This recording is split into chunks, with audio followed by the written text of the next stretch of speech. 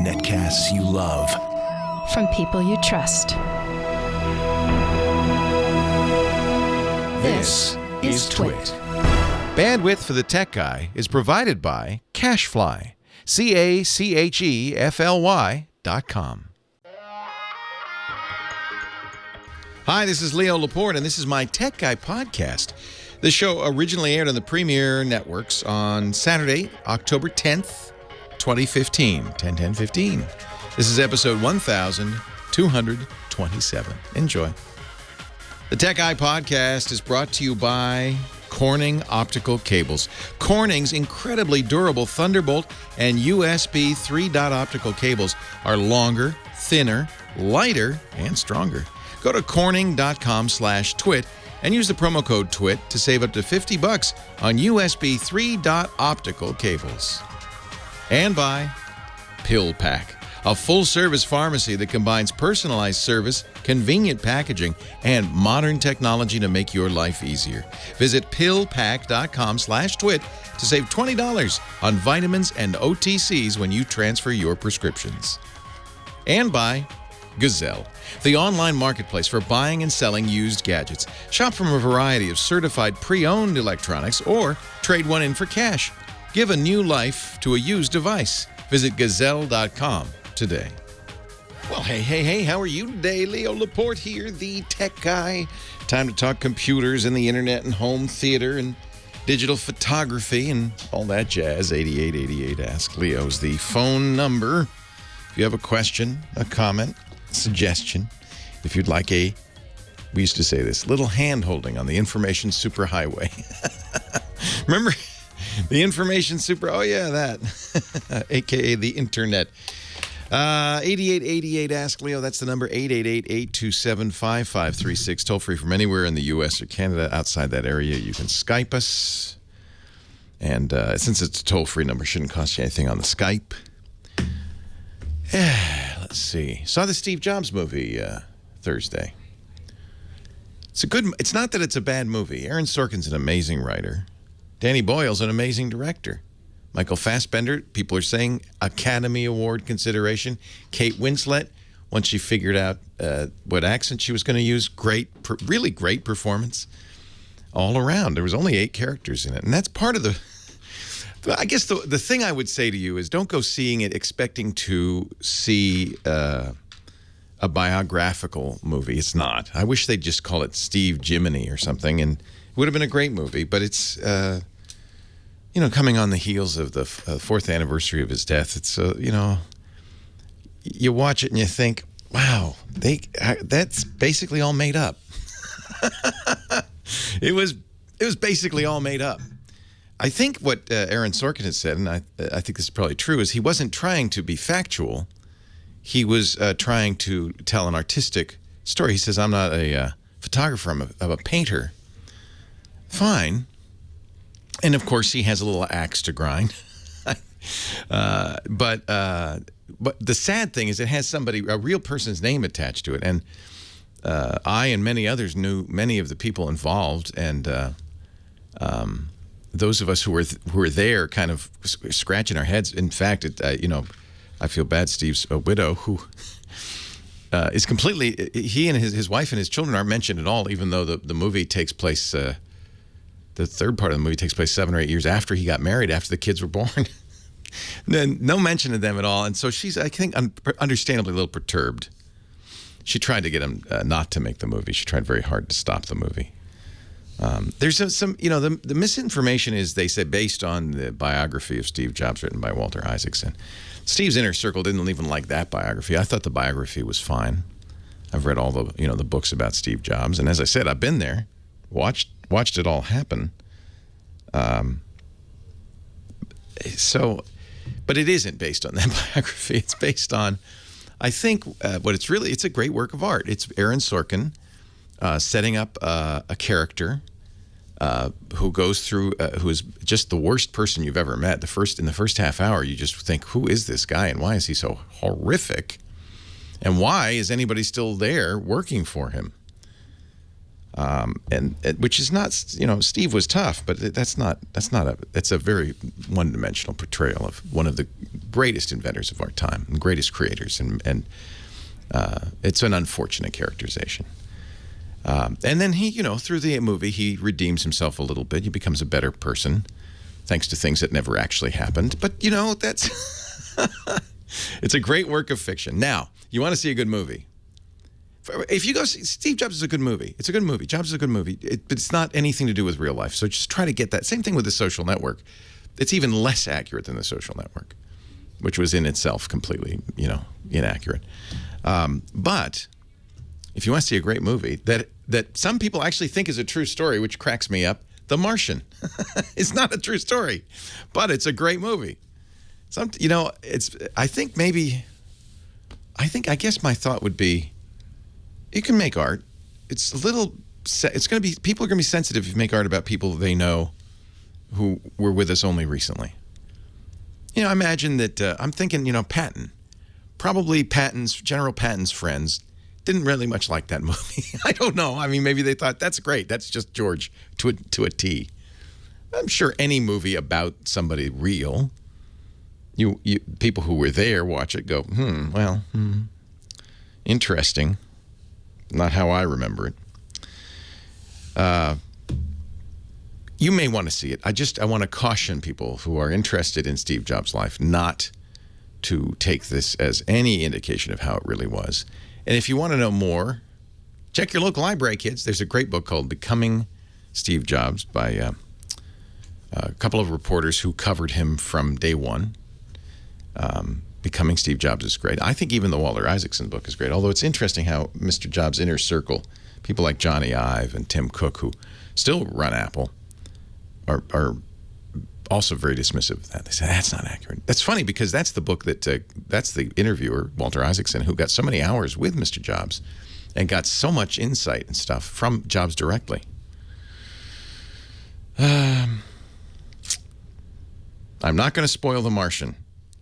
Birdman says, don't spoil it. Look, it didn't happen, okay? If that's a spoiler, then I'm out of... No one has yet been to Mars, so it couldn't have happened yet. But it could happen in the future. Let's hope it doesn't. Great, great, great movie. 8888. I felt I needed to say that because I don't want people to go and see the Jobs movie and think, wow, what a jerk that guy was. Because it's not fair to him, a real person, to be, that's just a portrayal. An excellent piece of art. Not such a great piece of biography. And I don't think they were trying to do that. Here's some good news. An Australian Supreme Court, the Australian Supreme Court, has ruled unanimously that you cannot patent a gene. Hallelujah. Hallelujah. A United States company, Myriad Genetics, had patented a gene in the human genome that's linked to an increased risk for breast cancer, the BRCA1 gene, BRCA1 gene. The court said you can't patent genes, which seems like a good thing. He said the court's ruling said although the gene isolation was a product of human action, it already existed, and you can't claim an invention of something in our DNA. Hallelujah. According to Ars Technica and Glenn Moody writing, this might mean the end of globally of the idea that you could patent a gene. Oh, would that be good? Hey, Microsoft had a big event, a lot of attention, and deservedly so, on its big event. When was that? It seems like so long ago. Was that Monday? Seems like so long ago. What an amazing thing. They announced 2 new phones. Okay, big deal, because Windows Phone, who cares? They said HoloLens, which is their augmented reality glasses, which I'm very excited about. That developer edition, $3,000, won't be available to Q1. So, it's not anything to get excited about yet, although it could be. They updated the Microsoft Band, which actually is a pretty good fitness band. But the thing, they surprised everybody with, and the Surface Pro 4, that we all knew that would happen. It's very similar to Surface Pro 3, only better. But then they amazingly announced the first laptop. Did you know Microsoft has never made a laptop? Did you know that? Feels like they might have, but no. They make the operating systems, and other companies make the laptops. They make Windows. Other companies make Windows laptops. But Microsoft, I think, finally got fed up and said, you know what, we're going to do one. We're going to do it right. It's not cheap. Starts $1,500, I think. But it is really interesting. Really interesting. I'll tell you what, I ordered one just so I could talk about it. It won't be out till the 26th, so we've got a couple more weeks. But I will give you a review when I do get it. It looks like Microsoft said, if money were no object, short of making it out of solid gold, what would be a great Windows 10 laptop? And they call it the Surface Book, and it's impressive as heck. Comes with a stylus, comes with this very ingenious, it looks like a laptop, but the screen can be detached through this really interesting electronic mechanism. All in all, beautiful 3,000 by 2,000 screen. All in all, very interesting. We'll talk more about that when it comes out. Your call's next. Leo Laporte, the tech guy. Leo Laporte, the tech guy. Get it on, get it on. 8888, ask Leo the phone number. You know who's going to answer the phone? It's Heather Hammond, the phone ranger, in the cutest little peasant dress. That's beautiful. Frock. Yeah. Frock. Okay. It is a frock. Men don't know what a frock is. I don't know what a frock is, but if that's a frock, I believe you. You tell me it's a frock, I'm going to say okay. So welcome. Good to see you. You have already been taking the calls, I see. Mm-hmm. Is there 8888 Ask Leo? Did I mention that? Call that number. We have a couple of lines open. Not that I want you to work any harder. You're working very hard.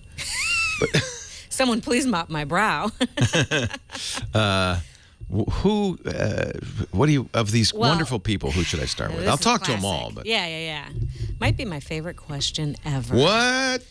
Joanna wants you to define a term we hear all the time for her. Oh, good. Let me fire up Wikipedia. Hi, Joanna. Leo Laporte, the tech guy. Hi, Leo. Thank you for taking my call, and you have to save my job. Oh, my. Oh, my. I better answer this right. Here's the deal. I've always been good at getting different jobs, even if I don't have any prior experience. Good. Right now, I'm over 50. I've just been recently hired by a Fortune 500 company, and they're flying me out to the congratulations. Everything. Now, I'm going to tell you what I think it was. I want to say Sheryl Sandberg in her book Lean In.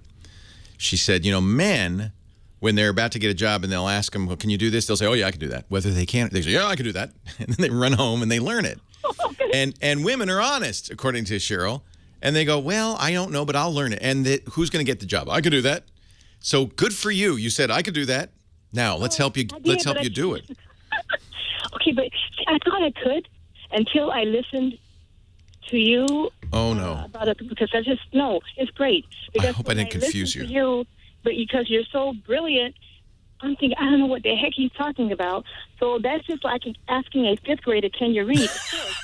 Unless you mean on the Harvard University level. Well, what is it that's puzzling you? I'll try to explain it better. You know what? If you didn't get it, then it wasn't that I'm so brilliant. It was that I did not do a good job explaining it. No, they said that I had to have really good computer skills. Okay. Now, I know how to type on I didn't even know there was a Word, what is it, Word 10? Windows 10, word processor? Windows 10? I just know how to type, but whatever. How much time do you have before this meeting? Well, they're flying me out next week. Okay. It's okay. It's going to be okay. So, it sounds like you don't have a lot of experience with computers. I mean, I can type and I can learn. Of course you can. YouTube. You said the right thing. You said, I'll do it. I can do that. Now, do you have any idea what that means? Because it could be anything from taking it apart and fixing it to setting up an Excel spreadsheet to merely doing some word processing. So, because computers, that's a big term. Do you know what job is it? Well, I'm kind of, and idea person, Okay. and looks like they're going to listen to some of my ideas. Excellent. I think are So great. they want to see if you could. They want to know just that you're comfortable with computers, that you can get your email and read it, you can respond to it. Oh, okay. They're probably not asking you, can you build an Excel spreadsheet? Can you build a model in Excel? And then that's a hard thing to do, but it's totally learnable. I don't know if you could learn it in a week, but it's totally learnable. And it's certainly they're not asking you to fix computers, because that, I would say, you got a way to go. So good. If it's just, have you done email before? Of course. Oh no, that I know how to do that. Okay. I'm just thinking when I listen to you and you talk to the really computer literate people, I'm thinking, oh my. Oh no, because you're listening to a geek. Okay, so a geek, aka moi, it has a different relationship with a computer than a normal person. Oh, okay. All right. A geek wants to understand how stuff works, wants to understand how to modify it to his or her own, particular needs, and just loves the idea of kind of understanding what's under the hood, right? You don't need to know how an engine works to drive a car. Okay, that's it. Perfect. I just need to know how to drive. You just need to know how to drive. And Great. so I'm going to guess that what you need to know is how to send and receive email. Did they tell you what kind? It'll probably be a Windows computer. Have you used Windows computers? Yes, I have a Windows. Okay. What version of Windows do you have? I think it's a Vista. Okay. So the first thing I want you, Vista is going to be pretty close to Windows 7, which is very likely what they're going to have you use. So you know where to go to the menu bar, right? Click the start menu, and you can run a program. Right. I do have Windows 7. It does say Windows. Oh, good. Windows 7. That's probably what you're going to use. Okay. If they have Windows 10, if for some reason, and most businesses don't, but if they for some reason are very, anxious to learn new stuff, you just say, "Oh, I'm sorry, I'm holding off on the upgrade." Here, I'll give you a phrase. I'm holding off on the upgrade till next month's Threshold 2 release. Okay? And they'll go, "Oh, you're a smart woman. That's exactly right. I understand." So say, "I'm just not familiar with Windows 10 yet. I'm holding off till the Threshold 2 upgrade." And they'll go, "Whoa." And then they're going to be intimidated by you. They're going to say, "Well, we can't talk to her anymore about this stuff." Or just say, "Okay." But they won't. They'll have Windows 7, and you've used Windows 7. I would spend as much time as you can in Windows 7 learning how to surf the net, how to send and receive email. Do you have a copy of Microsoft Office? Yes, I do. Okay. So you might want to spend a little time working in Microsoft Word, the word processor, because likely if you're doing brainstorming, you might be doing some word processing. You might need to learn PowerPoint. PowerPoint is a presentation software. A lot of businesses use PowerPoint. They might say, "All right, Ms. Joanna, we need you to give us a presentation tomorrow on the 10 reasons why we should adopt this new widget format." And you need to be able to do that presentation in PowerPoint. So maybe the best thing for you to focus on the next few days is PowerPoint. You can go to Lynda, LYNDA.com. This is a good thing. It's not free, but it's not expensive. They have great training in a variety of different software programs, including PowerPoint and Excel and Windows and all that. And those are really good courses, much better than the YouTube courses. Disclaimer, they're a sponsor, but I would be making this recommendation anyway. In fact, you might even be honest with the company. Say, it's been a while since I've used PowerPoint. You don't have a subscription to lynda.com, do you? A lot of companies do. Or if you want to keep it a secret, just do it on your own. But LYNDA, lynda.com. Perfect. I think the course is there. I think you can get a 2-week trial, actually, so you could just try it without paying for it. You're going to do fine. Because, this is how I've always landed my jobs. I like the excitement. Good for you. Myself, so I just like, so this is great. You're going to be great. Dig in. I feel great. Lean in, as Sheryl Sandberg would say. Thank you so much. The job is yours, Joanna. Now just show them how great and smart you are. Leo Laporte, the tech guy. Here he is, Scott Wilkinson, our home theater guru. Hello, Scott Wilkinson. Hey, Leo. How you doing? I'm doing great. Good. Now, did you see The Martian? By the way, everybody did. should see The Martian. Did you see it in HDR, 3D, 4K, 500 millibars of special. Actually, I did see it in HDR, high dynamic range. I bet it looked good. And the projector and the movie itself was in 4K spatial resolution. It was not shown in 3D, however, in that theater. It's being shown in 3D many other places, but AMC, which is the parent company of where all the Dolby Cinema locations are that have high dynamic range, and there are currently 8 around the country and 2 in the Netherlands, they have decided not to show movies in that theater in 3D, even though they're perfectly capable of doing it. And I went to an event last week, and I asked them why not, and they said, well, we offer 3D in other theaters, the IMAX, for example, or other regular standard dynamic range theaters that have real 3D. We decided to offer consumers a choice. And I said, okay, fine. And I suspect, I don't have any backup for this, but I suspect it also has to do with the fact that the Dolby 3D glasses that they would have to use in that cinema, they would need to have facilities to sterilize them and reuse them. And they probably don't. Plus, they've got a contract with Real D, and they wouldn't want to undercut that business. That's my speculation, total speculation. But in any event, I don't think you need to see it in 3D if you see it in high dynamic range. I saw it in 2D and it was fine, but it was fine. Sure. Did Mars look real? It looked real to me. Okay. Well, with one exception. Interesting. I went and looked for some still photos to post with my piece about it, and there were some shots of Matt Damon, Mark Watney, sitting on Mars in his spacesuit. I know, with his sneakers on. Yeah, his Mars dirty sneakers. His Mars dirty sneakers and some shrubs. Whoops. Whoops.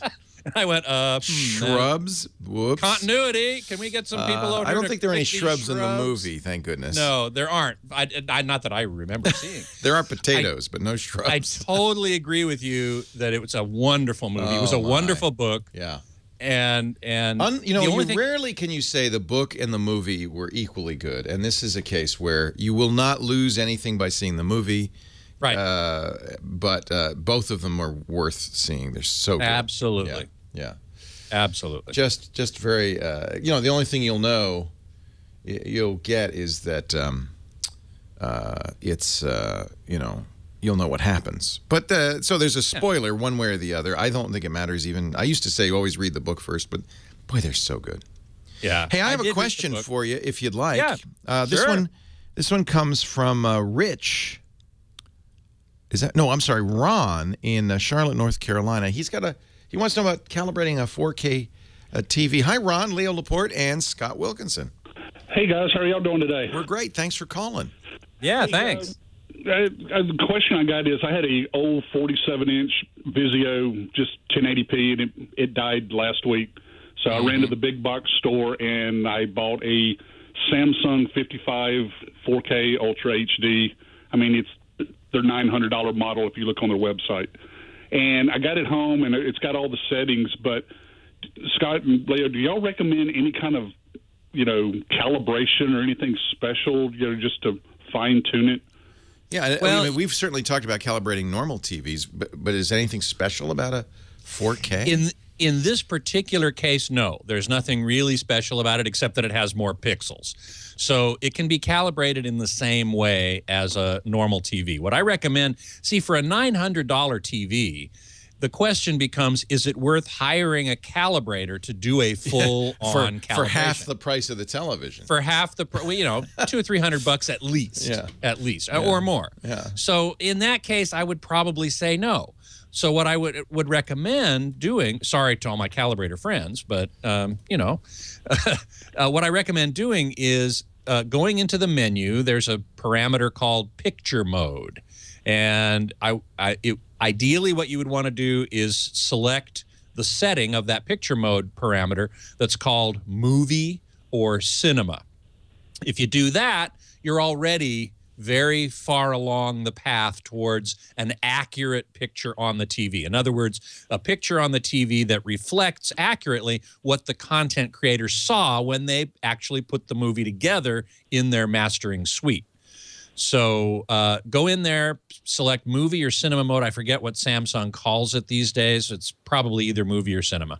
Yeah, it had movie, and I think it had like natural or something like that. Plus the other vivid, the real bright and all that. So yeah. Go pick movie mode. That'll get you a good way towards what you really want, which is an accurate picture. Okay, and then the other thing was, I guess it being 120 hertz, you don't have to worry about the what do you call it, soap opera effect for that kind of TV. Actually, you do need to worry about it in the sense of, do you like it or not? If you enable frame interpolation, which in the Samsung is called Auto Motion Plus, if you enable it, then movies will look like they were shot on video. It'll look kind of soap opera-y. It'll look kind of plastic-y. And a lot of people really hate that, so they turn it off. So that's up to you. Totally a taste thing. If you like the way it looks, it sharpens up motion, so it's great. It's good for sports. Okay. But if you don't like the way it looks on movies, turn it off. If you don't mind it, keep it on. It'll be on by default. Okay. Do you think at some point, so your TV is fine, but at some point we're going to get HDR, 4K TVs. Will we have to do something different to calibrate them? Yes. And in fact, I pre-recorded my podcast, Home Theater Geeks, yesterday to be broadcast or aired next week on Thursday at its normal time, and that's exactly what we talked about. I had Dave Abrams on. He's a calibrator, and we were talking about calibrating these new TVs with high dynamic range. That's where things get different. With current TVs that don't have high dynamic range, you can use the same color space, you can use the same dynamic range, everything's the same as it was. But with high dynamic range, you have deeper blacks, you have brighter whites, you have more colors, a wider what's called color gamut or range of colors. And that requires new tools to really do a full calibration. And when you're spending thousands of dollars on a TV, which you will with an HDR, high dynamic range TV, these early ones are the top of the line TVs, so they're going to be expensive. And then it becomes worthwhile to spend a few $100 on a calibrator to come in and use very expensive equipment and lots of knowledge and training, expensive training at that, to actually bring your TV up to its absolute maximum potential. And you need new tools, as I said. You need new software. Spectracal is a company that makes one of the major software packages that calibrators use. It's called CalMan. And they've just released a version which has the ability to calibrate Dolby Vision TVs. So Dolby Vision is one of the two main types of high dynamic range. And so their software can now do it. And they now sell a meter, colorimeter, that can measure higher brightnesses, which are endemic of high dynamic range. I can't wait to get one of those. But as you have counseled me, the time is not yet right. Wait. Not quite. For most people, yes. Early adopters, no. Go for it. But for most of us, it's maybe really better to wait. You'll give us a heads up, right? We'll see tons at CES. Tons. Watch Home Theater Geeks at twit.tv/HTG. And as you mentioned, coming up Thursday, your interview talking about calibrating HDR 4K TVs. That's Scott Wilkinson. Thanks for joining us, Scott. Leo Laporte, the tech guy.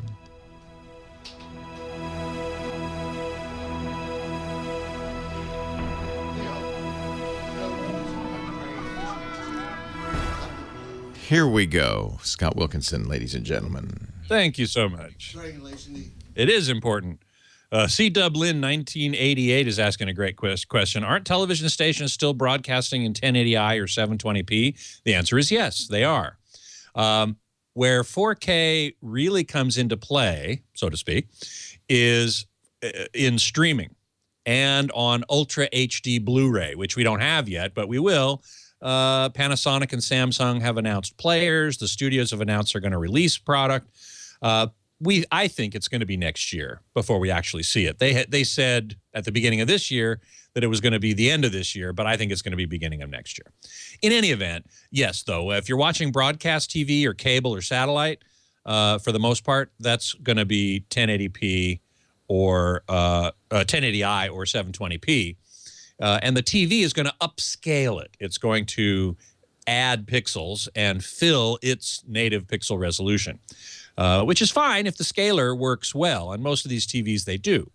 But you're right. It's not 4K and high dynamic range is not for broadcast yet. There is a broadcast standard called ATSC 3.0, but I don't expect that to be rolled out for probably at least a couple of years. I may be wrong. I'm only speculating here, but I don't think it's going to be right away. It's going to be a while. In Japan, it's a different story. They're already starting to experiment broadcasting 8K, and they claim they're going to broadcast something in 2020, the World Cup, I think, in 8K in Japan. But I don't worry about that too much. I think 4K or Ultra HD is what we are going to have for a while as a primary type of system. Percolate, any thoughts on the new Sonos Play 5 soon to be released? I haven't seen it or tried it yet. I imagine I will at CEDIA. I'm going to the CEDIA show next week. Custom Electronics Design and Installation Association.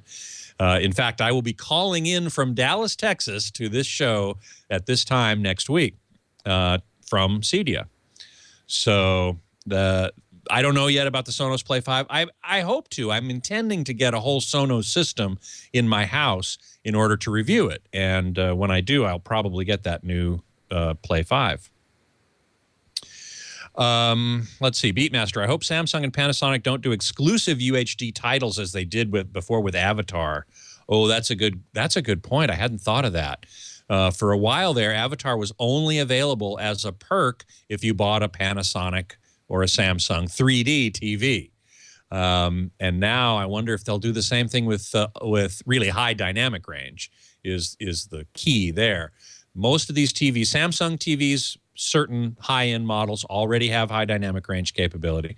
Panasonic, LG, Sony will get firmware updates on some of their TVs to do high dynamic range. But the interesting thing is that those TVs all implement the SMPTE standard of high dynamic range, sometimes colloquially referred to as HDR10. Whereas Vizio just introduced the reference series, we're going to see that at CEDIA next week as well, which implements Dolby Vision high dynamic range.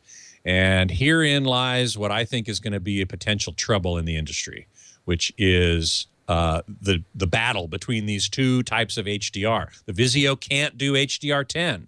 The Samsungs and the others can't do Vizio, Dolby Vision. So what happens when one of them gets the other kind of signal? We don't know yet. Leo Laporte, the tech guy. I didn't mention, I would highly recommend if you are a fan of Scott Wilkinson that you listen to this week's Home Theater Geeks.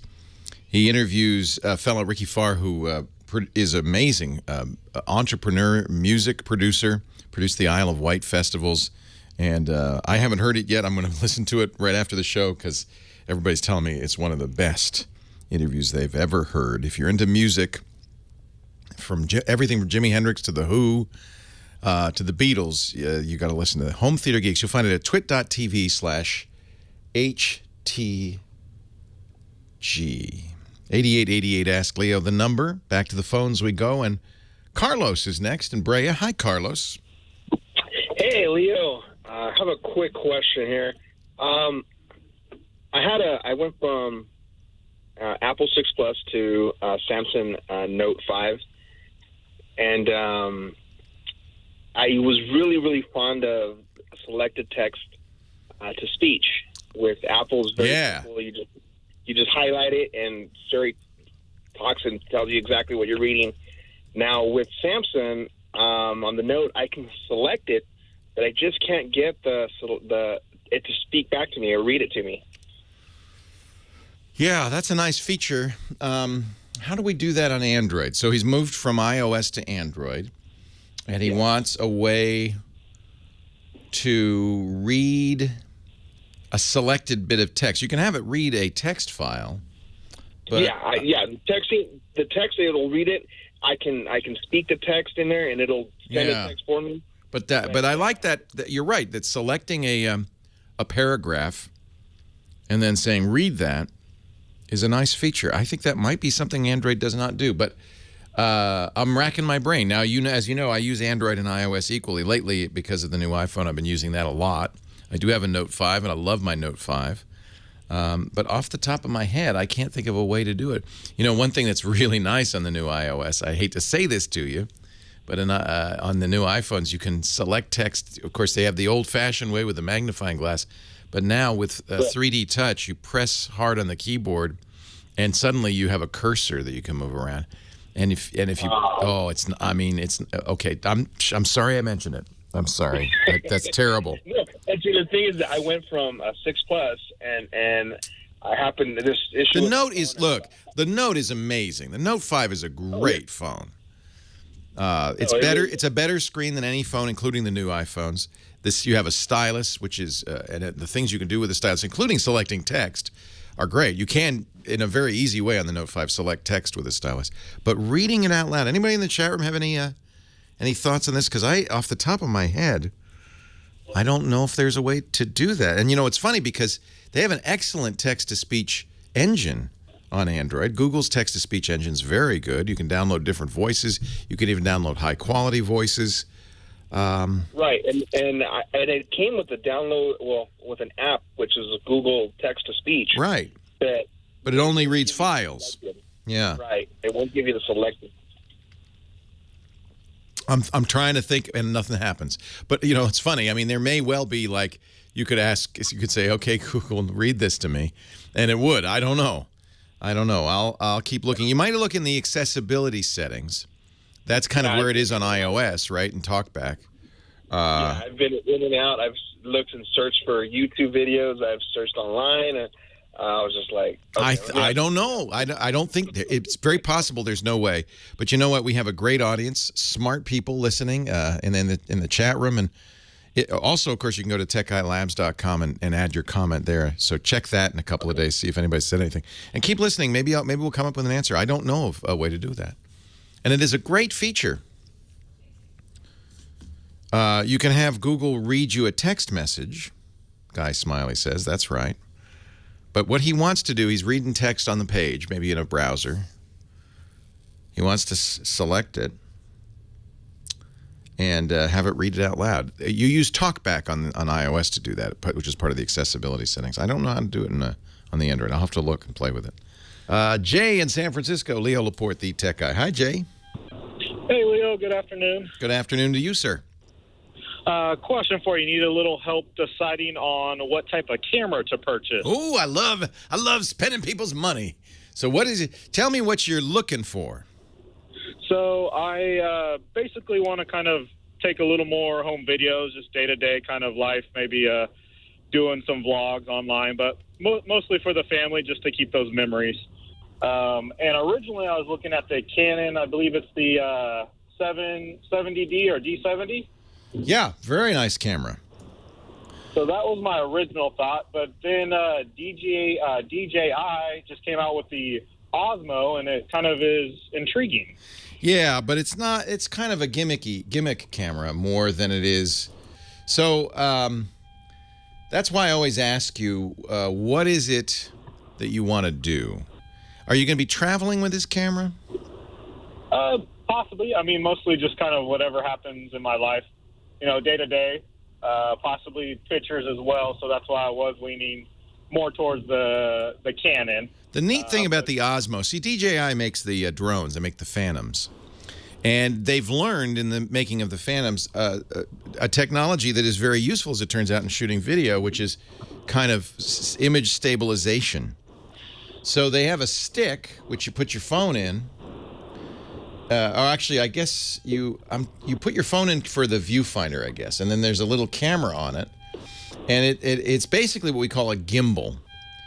And it will automatically stabilize the camera. So if what you do a lot of is shoot videos as you're running down the beach or riding your bicycle or, jiggling, in other words, this will be great. But the optical image stabilization inside, for instance, the iPhone 6s Plus does pretty much the same thing, almost as effectively. And it comes in, you don't need the phone, you don't need an extra thing. But if you're running after people shooting video, this is an awesome thing. I just don't know if it's your next camera. The Canon doesn't do this, but the Canon is a great still camera that also shoots super high quality video. The video will be better quality than with this camera, I can assure you. It's 4K, but who needs 4K? We can't play it back anyway. What kind of phone do you have? Right now I have the Samsung Note 4, which I love. Okay. Yeah. I don't think it has I don't know if it has optical image stabilization in it.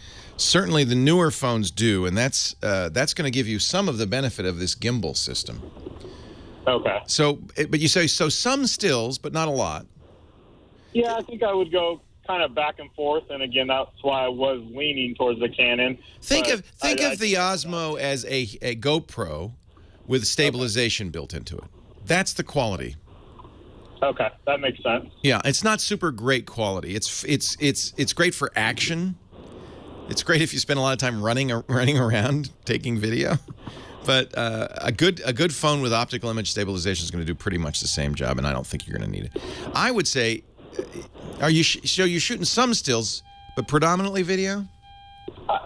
Yeah, I would say predominantly video is what I'm looking for. Any good camera. I would even look at something like the Sony RX100. Look for a still camera with built-in optical image stabilization. I get it for you. The Olympus OMD EM5. I think they have an excellent 5-axis stabilization system that does wonders for stills and for video. Leo Laporte, the tech guy. Oh, our show today brought to you by, I'm thrilled to have these guys as a sponsor. Corning, you know Corning, of course, from Gorilla Glass. These guys are the glass experts. They also make fiber optic cables, and these are amazing. If you have a device, a hardware that supports USB 3 or Thunderbolt, you're going to want to look at these cables. These are the USB 3-dot optical cables and the Thunderbolt optical cables. Why? Well, for a lot of reasons. Now, I know some of you have already used fiber optic cables, and you say, oh, no, they're fragile. No, Corning's made these not only incredible speed demons, but incredibly reliable. You wouldn't do this, would you, with a fiber optic cable? I've got it all bundled, all twisted. These cables are incredibly robust. Let me do a little demo for you. I'm not very good at doing these, but I have all the tools. So let me see if I can do this. First of all, we're going to take a laser, because you know the way fiber optics works is kind of cool. It basically uses pulses of light to transmit down these are thin threads of glass. But these new Corning is brilliant with glass. These new Corning fibers are so robust, you can do things you would never have done with fiber optic cables. And by the way, fast. And long runs, too. 200 feet for Thunderbolt, 165 feet for USB 3.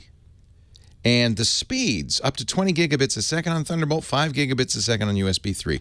But let me again show you the robust. So I'm going to turn this laser on. You see, it should probably turn off the light. Well, you can see that. It's blinking, right? So that means it's transmitting down this wire. In fact, the first thing I can do is I can just tie this in a knot, and it's still... But watch this. It takes a bending, and it keeps on sending. I am going to crimp this cable. They gave me this plastic block. I love this.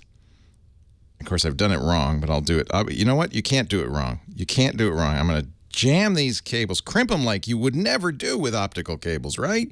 You'd be crazy to do this with fiber optics. Jam them in that. So now I've got them. These cables are taking a big stress test. What do you think? Is this going to still be transmitting? Look at that. Absolutely. I got to shine it just right into the camera. There you go.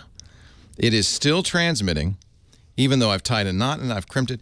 These are robust and fast, long throws. They're just the best cables you've ever used. Now, if you're a pro and you're working in an environment where you need the best, can I recommend these fabulous Corning optical cables? They have transformed the traditional USB and Thunderbolt cables from plain old copper. You know what they're doing? These connectors actually are electrically active. They take the copper signal and they turn them into light. Amazing. declutter, move peripherals into another room, improve productivity, increase security. They're longer, thinner, lighter, and stronger. 50% thinner, 80% lighter than traditional copper cables. And you don't have to worry anymore about how you treat them. Take advantage of our special deal for Twit viewers. From Corning, you'll get $30 off the 30-meter, $50 off the 50-meter USB 3-dot optical cables. No limit. You can buy as many as you want. You can rewire your entire office. Corning.com/twit. $30 off the 30-meter, $50 off the 50-meter on the USB 3-dot optical cables when you use the offer code TWIT at checkout. Corning.com/twit. We thank them so much for the support of the Tech Guy podcast. Corning, you rock. Chat room reminded me. They said, don't forget about Scott. Oh, I'm sorry. Oh, thank you so much. You still have 292 seconds. 292 seconds. Yeah. I'll talk fast. Web 1185 was asking me about indoor over-the-air antennas. And the brands that I know, and maybe others in the chat room will know others, Mike Heiss in particular might know something here. The brands that I know well are Winegard and Mohu, M-O-H-U, both of which have worked well for me. Let's see if I can find any others here. Consumer Reports reviewed antennas. And what did they see here? Oh, Antennas Direct, Mohu, RCA makes them. Turk also, T-E-R-K. That's another good one. Winegard, certainly. You might need to get an amplified antenna, depending on where it is with respect to where the broadcast tower is. And, you know, if you're facing it, then you probably don't need an amplified antenna. If you're not, you might. Depends on a lot of factors. Antennaweb.org is another great place to go to look up stuff about over-the-air antennas. Thank you, Loquacious. I really appreciate that. Rev Dan Onimity. Sometimes I can't read these screen names. Indoor OTA antennas suck pretty much unless you can get them to a window. Yes, they need to be near windows. You are 100% correct on that. They do need to be near windows, and ideally a window that's facing the broadcast tower. So here in L.A., that's Mount Wilson, which is to the east. So I have a rooftop antenna actually on a rotor, and I point it at Mount Wilson, so I get the best signal. And Mike Heiss saying Turk Silver Sensor, Moho Sky Antenna Direct, USB and amplifier, I guess. Yes, Loquacious, I couldn't agree more. Mike Heiss is a great addition to my shows. I love having him in the chat room. He's a font of knowledge. So thank you very much. Yeah, Rev Dan, me too, outdoor on a motor. Exactly so. Emily the Strange, maybe a show on fundamentals, how things work. Color theory, acoustics, etc. You know, I have thought about that. And it's something I would like to do and probably will at some point. Web 2727, thank you so much mentioning the podcast on Thursday with Ricky Farr. Man, that was amazing. It was a pretty easy show for me, actually, because all I had to do was kind of wind him up and let him go. And, man, he's got so many great stories. I did try to interject once in a while, but basically I just let him run because he was so good. It was so amazing. Oh, that's a good question, Dexter. Will there be a problem using a splitter with an OTA digital antenna with multiple device inputs? You know, that's a great question. I don't know the answer to that. I don't think it's like a speaker situation where if you do a splitter, you change the impedance. I don't know. That's a great question. I'll have to look into that. So anyway, yeah. Somebody in the chat room, I was saying earlier, we were talking about 4K streaming, and I only have 60 seconds to do it, so I won't say much, but I will say that the Amazon Fire TV has 4K streaming, but apparently not an HDMI 2.0 output It's 1.4, which means it can't do any more than 4K 30 at 8 bits, 4K 30 frames per second. The TiVo Bolt can do it. It has a 2.0 output, so it can do 4K 60 at 8 bits, probably. And the NVIDIA Shield is the other one. So there are 3 streamers currently that can do 4K streaming, and more to come. The new Chromecast doesn't do it. The new Apple TV doesn't do it. That's it.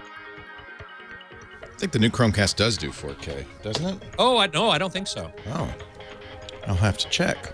I'm pretty sure not, but I could be. It doesn't really matter because I don't have a TV that can use it. I have the NVIDIA Shield, and that is also a Chromecast device. So. Oh, interesting. Yeah. The hardware is trivial, frankly. That's not the hard part. Hey, thanks, Scott. My pleasure. See you. Well, hey, how are you today? Leo Laporte here, the tech guy. Time to talk computers, the internet, cell phones, home theater, digital photography, all that jazz. 8888-ASK. Leo is the number, 888-827-5536. That's toll-free from anywhere in the U.S. or Canada. I'm a little perturbed. I'm a little worried, but I don't know yet if there's reason for concern. What is it? You could apply that to a lot of things, couldn't you? I've been recommending for some time, and I stand by this recommendation, that everybody get a password manager. Passwords are horrible. Everybody acknowledges it. It's a terrible solution.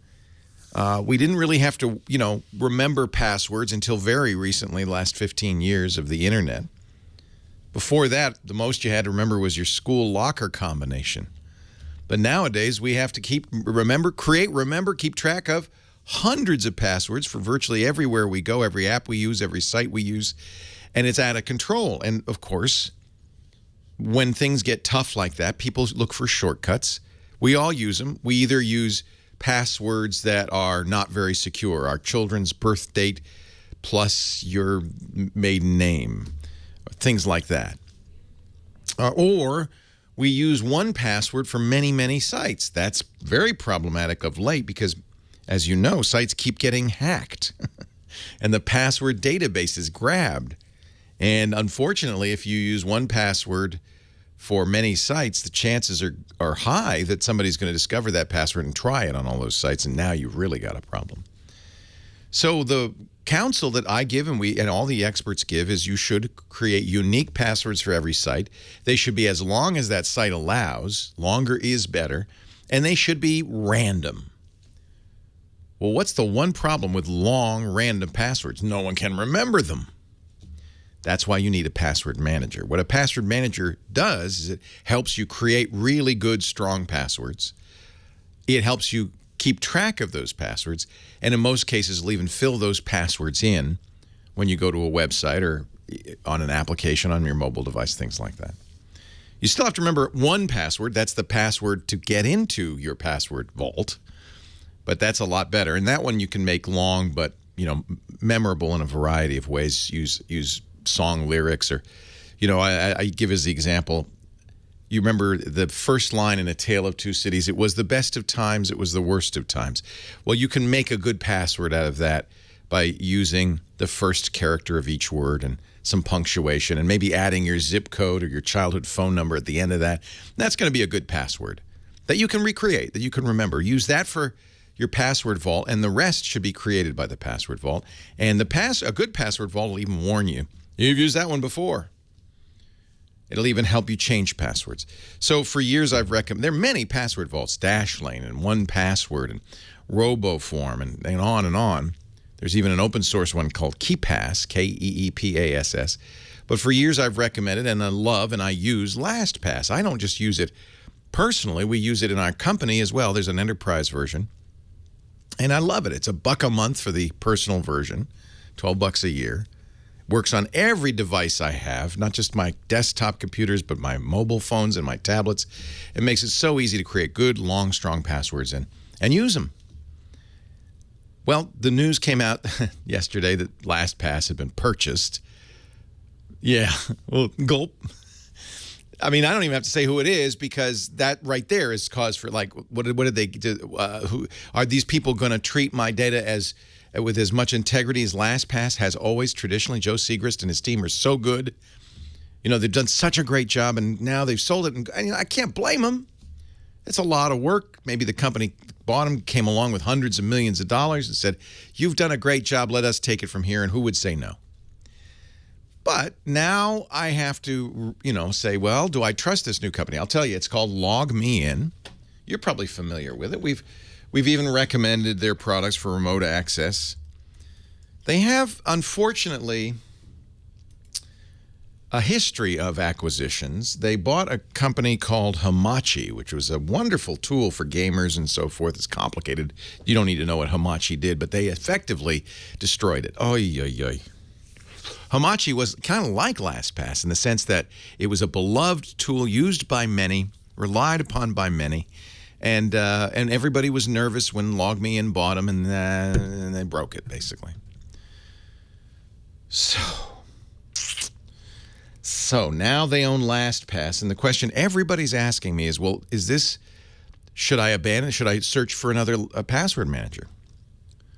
I don't know what the answer is to that. I'm quite invested in LastPass, as you heard. Not only do I have all my, probably, I don't know, hundreds, maybe 1,000 passwords in there, but I also have my entire company's passwords, like important passwords are in there.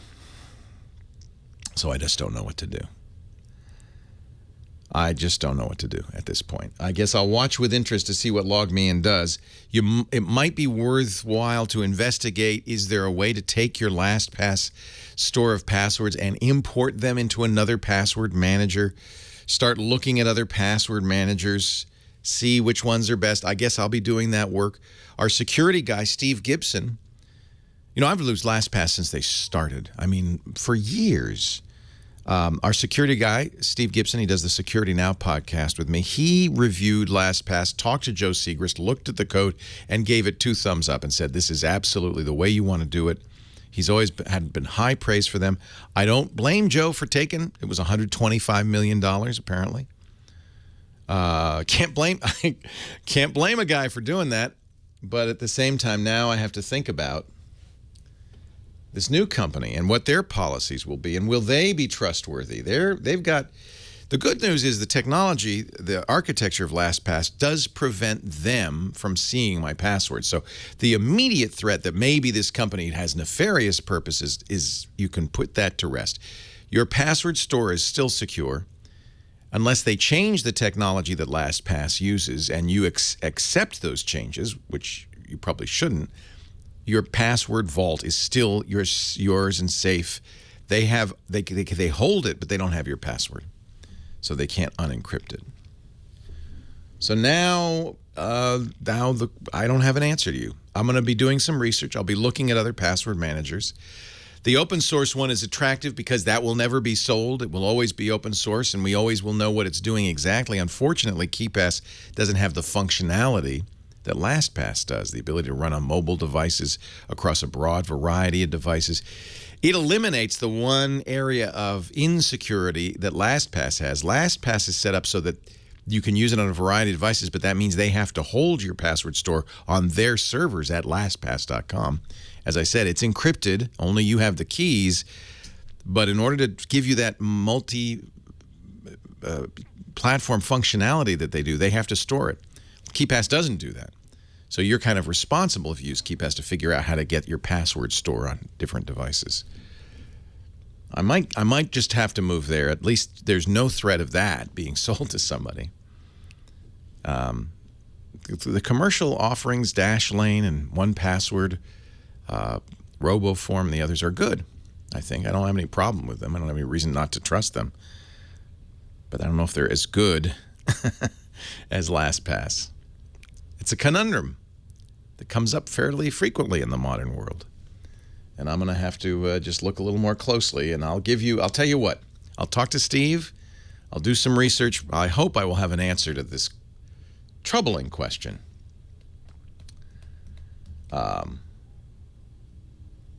LogMeIn's a big company. They're a global company, 800 employees. It's not like they're a I don't know if they're evil or not. I just don't know anything about them. I don't have any reason to think so, but I don't know anything about them. 8888 Ask Leo. Now we got to figure out what to do, right? All right, your call's coming up next. Leo Laporte, the tech guy. 8888 Ask Leo. Back to the phones we go. Mike's in Los Angeles. Hi, Mike. Hey, Leo. Nice to be able to talk with you. Thanks for calling. For years. Thank you. Thank you. I will be, I'm not the first one to admit it that I'm not the most tech-savvy guy, but I'm really trying to up my game. And I do have an iPhone 6 Plus, and it is the 128 gig, and I'm getting a message. I'm looking at my in my general and my storage area, and it says that I'm running out of space here, that I have used up 113 GBs, and I have 170. Yeah, 170. Yeah, that's what your screener said. How the heck? Yeah. So you got the 128 gigabyte iPhone. Correct. And you filled it up. Yeah. How did you do that? That's a lot of gigabytes. What are you putting in there? Maybe videos from my iFlip or the flip phone. Yeah, so you shouldn't. Your portable device shouldn't really become I have my house on my back. I've got everything in here because you can't. Obviously, at some point you're going to run out of space. I do have a backup. Hard drive backup as well. Yeah, I don't think you need to store them on the iPhone unless you want to show them to somebody. I mean, there's a reason you need them. Yeah, sometimes I like to throw them quickly up to Facebook or go to them for my web page, just a sport general commentary web page. So, but I'm not. I don't know the right highways to go to pull them out of the cloud or to pull them. Right. So I think this is the first thing I would suggest is there's no reason to keep it on the phone. You can put it on, as you figured out, a cloud-based solution. And I'll tell you a few good ones that will allow you, when you want to see it, to stream it on the phone, even download it on the phone so you can post it somewhere. Now, that's going to add a step, but it's going to give you more space on your phone. It's pretty hard to fill up 128 gigs. I mean, I put almost all my music. If I put every song I have, I'd fill it up. But I have, maybe 30 or 40 gigs of music. That's a whole lot of music on there. And the reason I put it on the phone is in case I'm on a plane and I can't stream it, that's when I want to listen to my music so I can go to sleep and not hear the baby behind me crying. You can also fill it up with video. It's easy to do, but you just have to be... I think the key is to be judicious. You can't be a pack rat. You can't put everything on this phone. Just put the stuff you're going to really need, and the rest you can put in cloud storage. Now, Apple, of course, offers their own cloud storage called iCloud, but it may not be the best choice. It's certainly not the most affordable choice for you.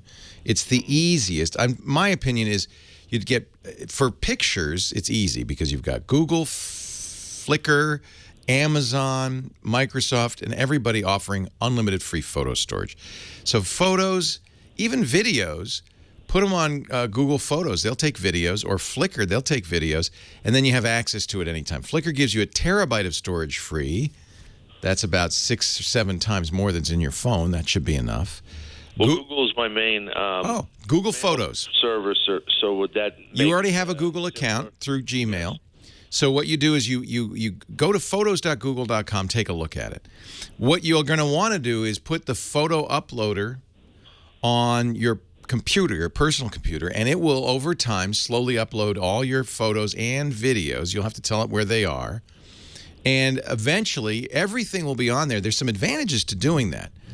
For one thing, Google categorizes stuff. So, I can easily search for pictures of my kids because I just click the Henry, and then I see all the pictures of Henry, and I have 30,000 photos on there. So it's really great. If you say, I want to get all the pictures I ever took of Fort Lauderdale, Florida, it knows. It has all that information in there. So that's one way to do it. Do you have a Microsoft Office account? Do you subscribe to Office 365? I do not. Okay. If you do, and there are many who do, and I do, you get unlimited free storage on OneDrive. That's Microsoft's cloud solution. So that's another good choice. I have one of each computer.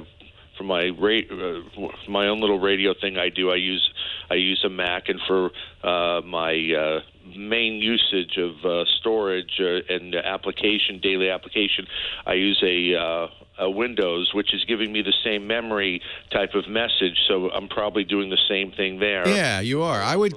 You can get Google Photos Uploader for both Mac and PC. Start running it. It'll, by the way, coalesce them all into one account, your Google account. It'll always be visible at photos.google.com. You can upload originals, but there is a limit to the amount of storage you get for originals. I would let it manage it, upload. In the photos and the videos will look great. Does all this categorization for you. Makes it easier to share it because you can share it from Google Photos to Facebook and everywhere else without having to upload it. It just puts it over there. I think this is your solution, at least for photos and videos. Well, that's my main storage problem and organization. One last problem that I have, if I may. Yeah. When I first bought the iPhone 3, the geniuses, and I mean that respectfully, they're great people over at the Apple Hey, stores. Apple started it. They called them geniuses. What are you going to do? Right. They wanted to push to sell their iCloud, which was the cloud. Yeah, don't do iCloud. It wasn't meant for as I found out after 24 hours of bringing my computer to different locations. But what it did is it replicated all of my calendars, all of my contacts. There was a redundancy. There's always a problem. Get rid of them. Yeah, the first time you like a bad in-law. I know. The first time you sync, there's always this risk of, hey, I have ex-girlfriends in my contacts. I don't want them either. Yeah, there's always the risk of having this duplication problem. So the iCloud isn't horrible, but it's more expensive. I pay $1.99 a month for 200 gigabytes, and I reserve that for backing up my iPhone and my iPad. That's what I wanted to use it for. I don't want to use it for things like photo storage, especially when you can get unlimited free photo storage. If you're an Amazon Prime member, I would use Google Photos. I think it's a perfect solution. It'll solve all the things that you want to do, and it'll get those photos eventually. You'll have to delete them using the iTunes or somehow, but eventually get those photos off your iPhone, and you'll have plenty of space. You'll be amazed. 30 Leo Laportes and just have one Leo Laporte. Yeah, you only need one Leo Laporte. So the other thing to do is now you don't have to, when you have an iPhone, you don't have to sync with iCloud. You can turn that off. You can go into your mail contacts settings, and you can say, please do not sync my contacts. I want to use Google for that. This is what I would suggest. Do that. Turn it off. It will say, oh, you want me to delete all your contacts? Yes. From the phone? Yes. Oh, you want me to delete all your appointments from the phone? Yes. But you've already signed up, I hope, and I presume, with Google on your iPhone. If you haven't, do that. And make sure in the settings that you're synchronizing contacts and calendar stuff with Google. We're going to use that, right? Now, you've turned off iCloud. You can go into iCloud, log into iCloud.com, and delete them there as well. What we want to do is take one and only one database, clean it up. You're going to have to manually clean it up. Google has some tools for deduping, for merging duplicate contacts. You're going to have to do that once. Then sync to empty databases on iCloud, and you won't have this problem again. Leo Laporte, the tech guy.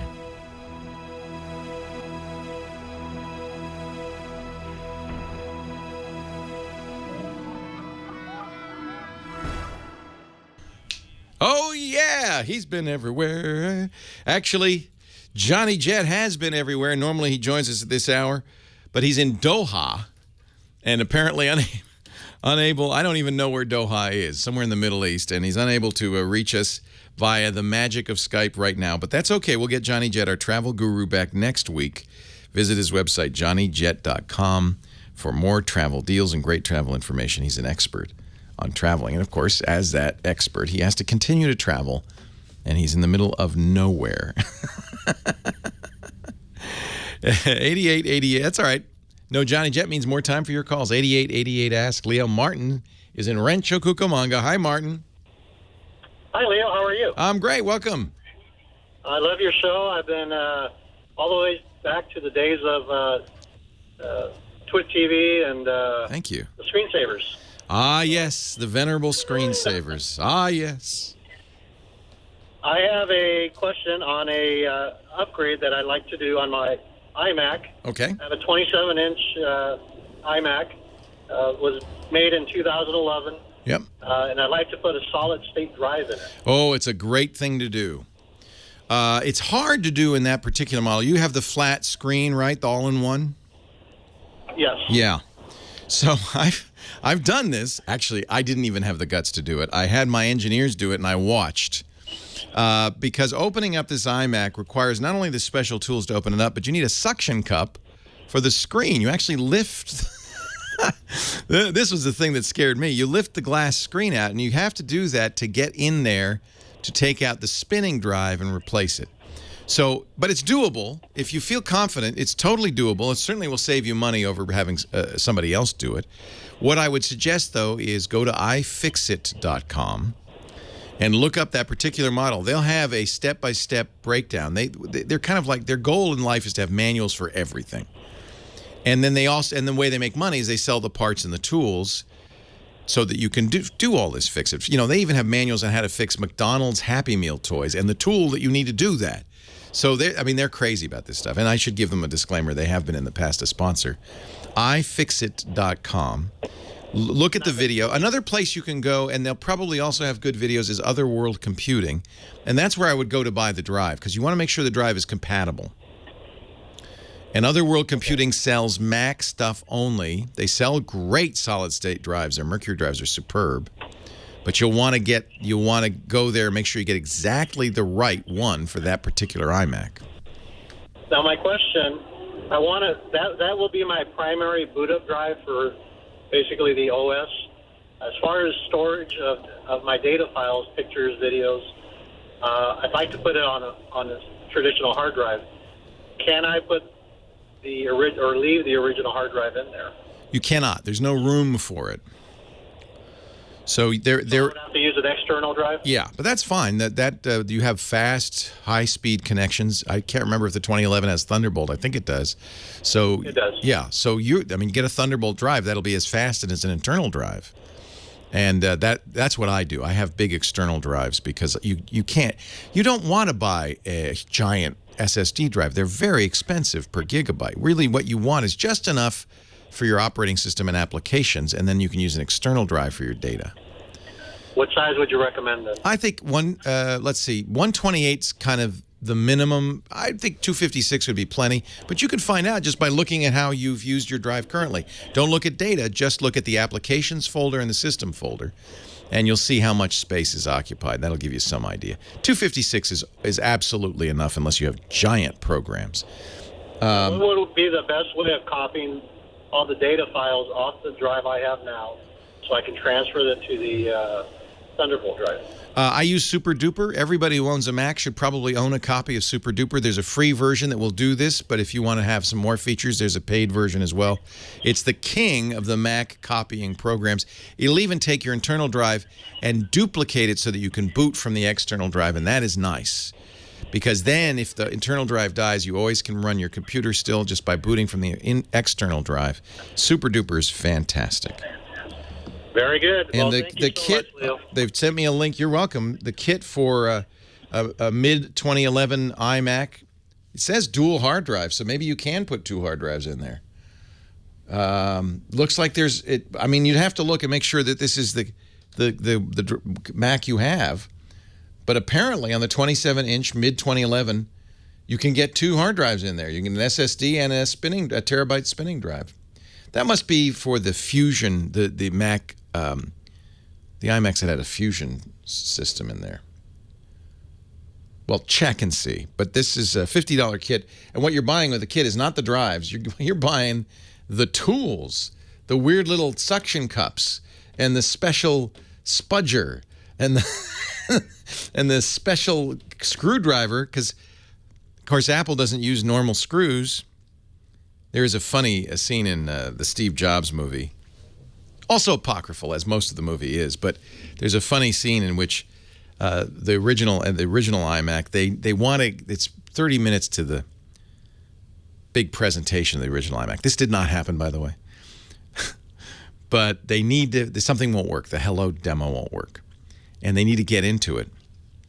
And Joanna Hoffman, his PR person, who is played by the wonderful Kate Winslet in this movie, says to the fake Steve Jobs, Michael Fassbender, well, why don't we just open it up and fix it? And he says, well, do you want to tell her or should I? And Andy Hertzfeld, who's also played brilliantly by somebody who sounds and looks just like Andy, who's a great guy. Andy says, you can't get in it because Steve didn't want anybody to open it up, so we've used a weird screw. Well, who has the screwdriver? Nobody does. All made up. It's true, though. That one little bit is true. It was a weird screw. It was a Torx screw, and you did have to have a special Torx screwdriver, which you could readily get, but you'd had to have that to open it up. It's true. Steve did not want people to open up his computer. And it's still that way today. So you need the special kit to open it up. You'll need the suction cups to remove the glass. There is a video, which is nice, at ifixit.com. And then, depending on your model, apparently on the 27-inch, you could put 2 drives in. So maybe that's the answer. I like the idea of having an external drive, especially if you have a Thunderbolt port, because then you can do things like move it or duplicate it. Or if the computer dies, bring it in, and you could still have all your data would still be there. I love keeping the data external to the computer, or at least on a separate drive. 8888 Ask Leo. Joe is in Austin, Texas, one of my favorite cities. Hi, Joe. Hey, Leo. How are you doing today? I'm fabulous. How are you? Excellent. I'm sitting outside my work and just enjoying the 82-degree weather, so it's fantastic here. Nice. Yes, sir. 2 things. I had a question about a MacBook Pro. I am looking to buy one probably around the first or second week of December, and I'm wondering, should I go ahead and buy the currently shipping model, or would you recommend that I wait a little bit and see what they do with patience, the Skylake chip? Yeah, your patience might be rewarded because Intel's Skylake, which is the 6th generation Intel processor, should be out. You know, it kind of is out, and Apple should be able to get it in quantities for the mobile part. And that's the key, by the way, the laptop part, in the next couple of 3 months. So I expect there'll be a MacBook announcement in the next couple of 3 months. Okay, so as far as... by the way, Skylake is not that much better than what is the last one? Broadwell? I can't remember. I believe so. I think it is Broadwell. Broadwell. It's not that. It's maybe a little faster, maybe a little bit better battery life. It's not as impressive an improvement as we've seen in the past. So, honestly, if you need the MacBook now, you go ahead and get it. I don't think you're gonna be so disappointed by the Skylake. You know, oh gosh, I wish I had Skylake. I think Apple's going to probably not even make a big announcement. They're going to do what they've done in the past, which is slipstream it and put out a press release. Now, you said you had a second question, so I'm going to put you on hold as we take a break, and I'll be back to you in a moment. Leo Laporte, the tech guy. Leo Laporte, the tech guy, 8888. Ask Leo.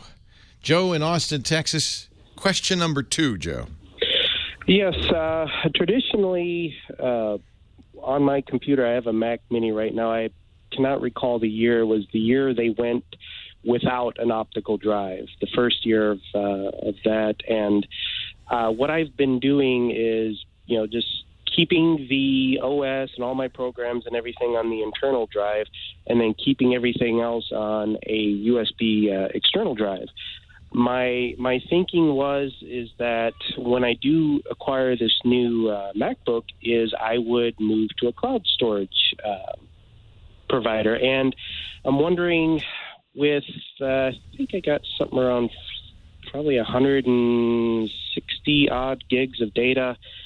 That's a lot of data. Okay. Yeah. Well, it's between movies and music. And, cloud is fine, but you always have to understand that it's going to be the amount of data you store is going to be somewhat limited by your upstream bandwidth. There are services now that will send you a hard drive or let you send them a hard drive.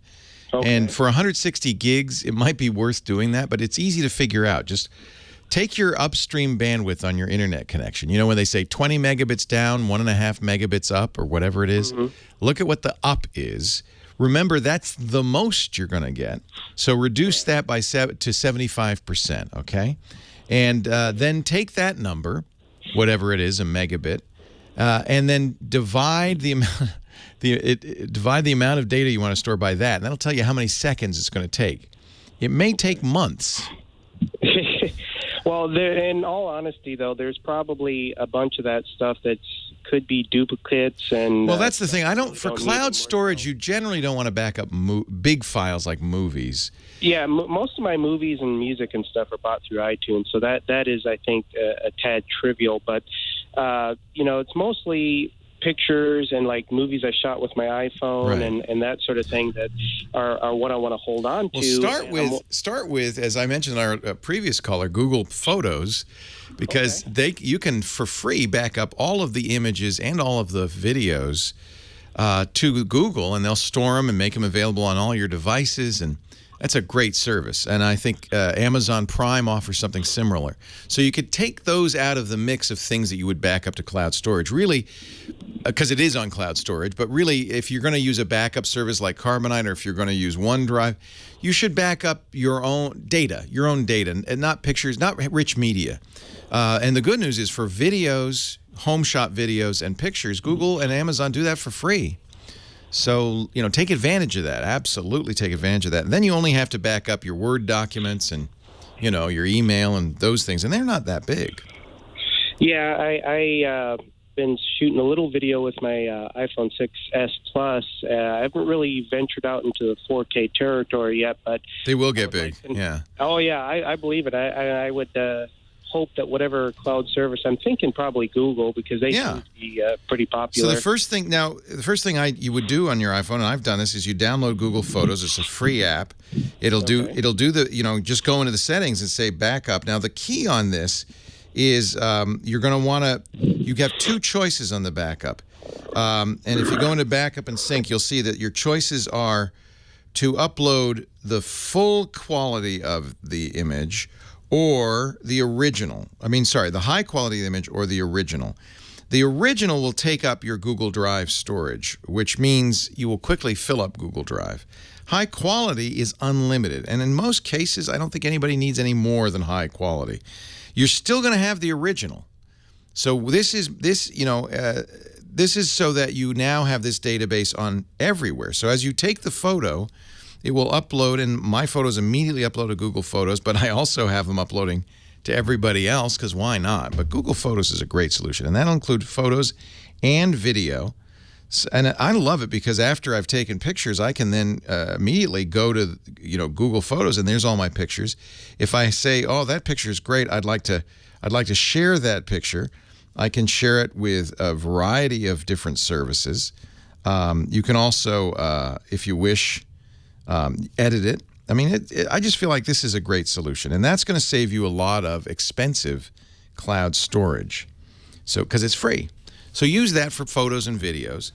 And then, Carbonite's a great choice. They're an advertiser, but so's OneDrive, Dropbox. There are a lot of these services. Pricing varies considerably. Apple charges $1.99 a month for 200 gigabytes. So remember, you had 160. So you could get everything you want to store. I wouldn't recommend it, but you could for $2 a month from iCloud. And since you're using a Mac, that's probably the easiest solution. It's not the most inexpensive. And then there are a number of solutions that will, Amazon Glacier, for instance, will allow you to mail them a hard drive. So if you really say, I got to back up this terabyte, there are services. I'm going to have to make a list of those. We'll put them on the website, techguylabs.com. And then remember, of course, if you're uploading photos, you can say, only do that on Wi-Fi. If you have limited data on your cellular company, make sure you check that box. I think it's checked by default. Only on Wi-Fi, and then it'll upload when you get home. I'm not getting paid by Google to sell this. I just think it's a great service. Apple will do this with iCloud if you have enough iCloud storage with their Photos app, and I do turn that on as well. So anything that any video or stills that I shoot on my iPhone are automatically backed up in at least 2 places. I like that idea. Why not, right? Did they drop the price on? I know they were going to change the price September 25th. Did they drop that below $1.99 for 200 gigabytes? That would be nice.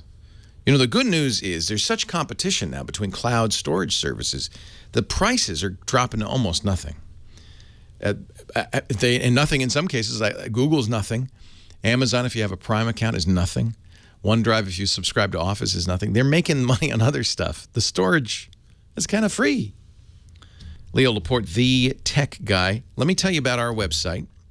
I want to get to the phones, but I think we're going to have to take a break for news at the top of the hour. So Greg, he's calling from Rosslyn, British Columbia, and Jeff from Ventura, and Habil from Dana Point, and Frederick in El Segundo. You hang on, because we're going to get to your call after news at the top of the hour. If I mention something or you hear something where I say something like, oh, I got to make a list of file cloud storage companies that will send you a hard drive, that stuff's all on the website, techguylabs.com. You don't have to write this down. Just remember it. I'm the tech guy, Leo Laporte, the tech guy. And then the labs, where I work in a lab coat with goggles and a little Bunsen burner. techguylabs.com, that's where you'll find everything. And you can add comments, which is great. Get lots of comments. That makes it more valuable. It's free, no sign up. techguylabs.com. More of your calls coming up right after this. Here's my pill pack. Oh, I love this thing. Actually, this is Elliot Williams' pill pack. My pill pack's at home. This is a great pharmacy with a brilliant idea. One of the things that we really like to do with our advertisers is show advertisers that are using technology, using the internet in a unique way to take the old way of doing business and bringing it to the new way. And this is a perfect example. With PillPack, it's a online pharmacy. You can move your prescriptions over there. In fact, I'm going to give you some incentive to do that in just a little bit. But they solve a really big problem, and this was a problem for me. So I'd get my medications, my supplements, the things that I need to take every day, and I try to keep track of them. Eventually, I got a pill minder and all of that stuff, and you don't know. Did I forget? I can't remember. Did I already? It's crazy. Plus, the chance of taking the wrong medication, especially as you get older and you have more and more medications, gets pretty severe. PillPack solves this. This is the PillPack. When you get your prescriptions, they come in a box like this, and they deliver them directly to you for free. You can always call the PillPack pharmacists. They're available 24/7. So if you have questions, well, when do I take this with food? When do I take? They can answer all of those questions. And look at this. Now, this is just supplements. They do supplements too. So this guy, Elliot's taken cranberry, fish oil, melatonin, multivitamin, vitamin B. Now, the melatonin, obviously, he doesn't want to take in the morning because that makes you sleepy. So this is so what they do is they put them in a pack. They print the date, the time, what's in it, so that you know exactly, and you just tear it off. Whoa. And there's the pills. It's, by the way, even Grandma and Grandpa won't have any trouble with this. It's an easy open pack. And you know exactly, there's never a question. Did I take my pills? Did I take the morning pills? Am I doing this right? There's no extra cost beyond your standard copay for medication. Shipping is always free. It is compatible with most insurance plans, including most forms of Medicare Part D. PillPack is such a brilliant idea. And by the way, if you want to move your prescriptions over, don't worry. They'll proactively call your doctor. They'll handle the whole thing. They'll manage your refills for you. You actually, you don't have to look at the bottle and say, oh, I'm almost out. It comes. It says, okay, here's your refill automatically. Time magazine called it one of the top 25 inventions last year.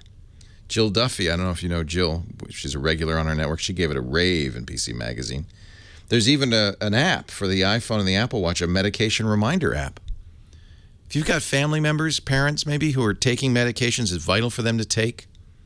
If you just want to keep track of what you're taking and take it at the right time, even supplements, pillpack.com/twit.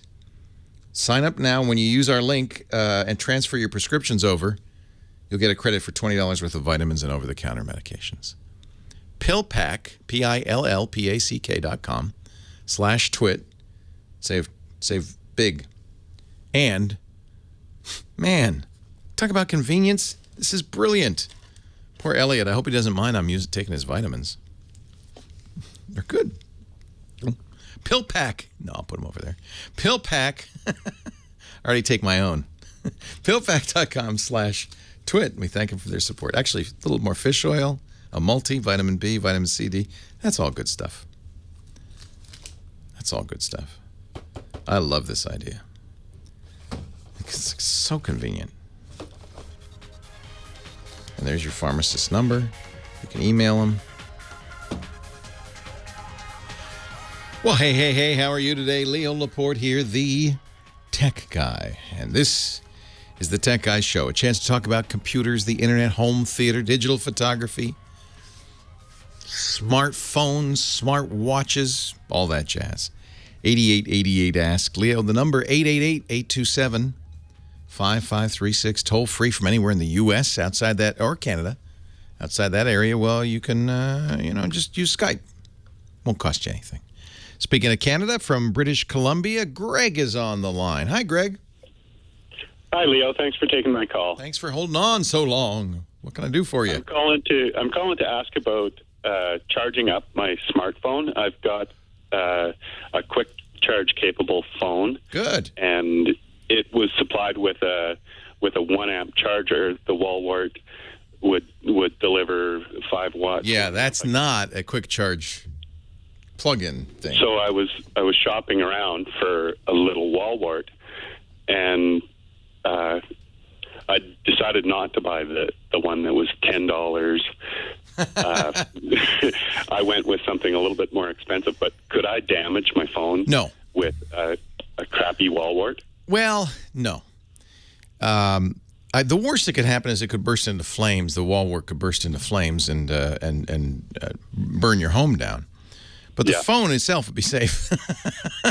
And this is an interesting thing. So this quick charge thing is generally comes from a company called Qualcomm. They make the chips in most phones, the Snapdragon parts. And Qualcomm has this quick charge 2.0. The idea, you got the right idea, is if you get a charger that has a higher amperage, usually on the order of 10, 11, 12 watts, that would be 2 to 2.2 amps, you'll get a faster charge. In fact, something like the Moto X Pure Edition, which supports this, charges about halfway in half an hour and all the way in about an hour. And these newer phones need this because, unfortunately, they can't get through the day without being charged. But there's circuitry in all smartphones that prevent damaging the battery, and that's the real key on this. You can damage a lithium-ion battery in a couple of ways. One, by charging it too fast. It'll cause it to heat and break down the chemicals inside. The other is by overcharging it, which could cause it to burst into flames and even, in some extreme cases, explode. A lithium-ion battery is kind of a little bomb. But all phones have, and in fact, all devices with lithium-ion batteries, unless they're really poorly made, have some sort of circuitry in there to keep the charge from going too fast or going too far. So you can trust that the phone will protect itself, in other words. So go ahead and try. I get mine from Anker, A-N-K-E-R. They make quick charge wall warts that are, if it says Qualcomm Quick Charge or Quick Charge 2.0 on it, then it's licensed from Qualcomm and it's going to be safe. It's going to be the right voltage, the right amperage, and all of that. It is completely possible that you could buy some junky piece of thing that that would itself be dangerous, but the voltage, the wattage coming from that into the phone, it's highly unlikely unless it sends 1,000 volts. It's not gonna hurt your lithium-ion battery or your phone. Okay. Okay, thanks. Yeah, nothing to worry about. I get the Ankers, but there's a lot of companies that make these. You're in Columbia, British Columbia. I'm not sure if you can go on Amazon and order these, if Amazon.ca has it, but I get them all on Amazon. Anker, great little company, and they work great. There are risks. In fact, we've heard some stories in China about people being burnt by their quote iPhone or their iPhone exploding on the wall. Those are not actual. I'm almost certain those are not actual Apple iPhones. They're clones. They're poorly made clones. So it is possible, and this is one of the reasons we don't recommend you get kind of no-name electrical parts on eBay or from Chinese sources. You get one that's from a company that's reliable.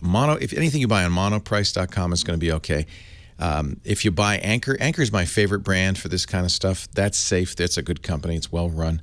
Anything that's well run is going to be okay. And the phones themselves, as long as you're not buying cheap knockoffs, are going to protect you. That's true of laptops, everything else. 8888 Ask Leo. Frederick is in El Segundo, California. Hi, Frederick. Hi, Leo. How are you doing, boss? I'm sorry? I said, how are you doing? I'm doing great. Yeah, good. All that talk about that Casper mattress before made me want to have a little sleep. Yeah. I'm sorry. I feel like Siri. You have a wonderful, it's a Scottish accent?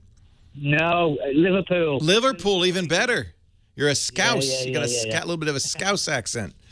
There you go. You'll boss. forgive me. I'm as dumb as Siri when it comes to accents, so I'll do my best. Oh, don't worry about it. People get confused all the time. I love it. So it's all good. It's a great accent. So Leo. Yes. I've got a question for you. Okay, Yeah. I'm with AT&T at the moment, and I'm getting like just internet from them, and it's just like I don't know if is it 3 megabits or megabytes. I don't know. What Megabits. That's what they usually measure bandwidth is in megabits. Okay. So basically, I don't know why we got this like cheap whatever. But anyway, I'm going to be switching to is it? Oh yeah, because when you get I know what you're talking about. When you get internet service from a company, they often will give you not just the modem that you need, but a router, a Wi-Fi router with it. And Well, this is what I'm sorry. I generally don't recommend those. You're exactly right. They give you the cheapest thing. Probably 4 other people have owned it before you. It's probably old and out of date. Okay, so my question is with you now, I'm going to be switching to Time Warner Cable, and they offer, it's called Ultimate 110 or something, Yeah. up to 100 megabits or megabytes, and they want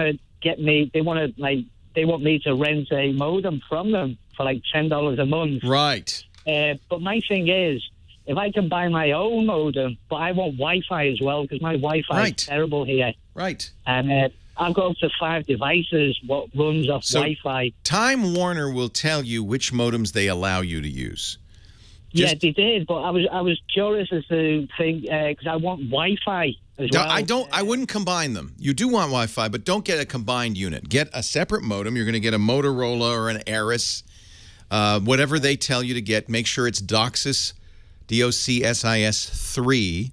That's the latest kind of. Can you repeat that? Sorry? DOCSIS, DOCSIS 3. Yeah.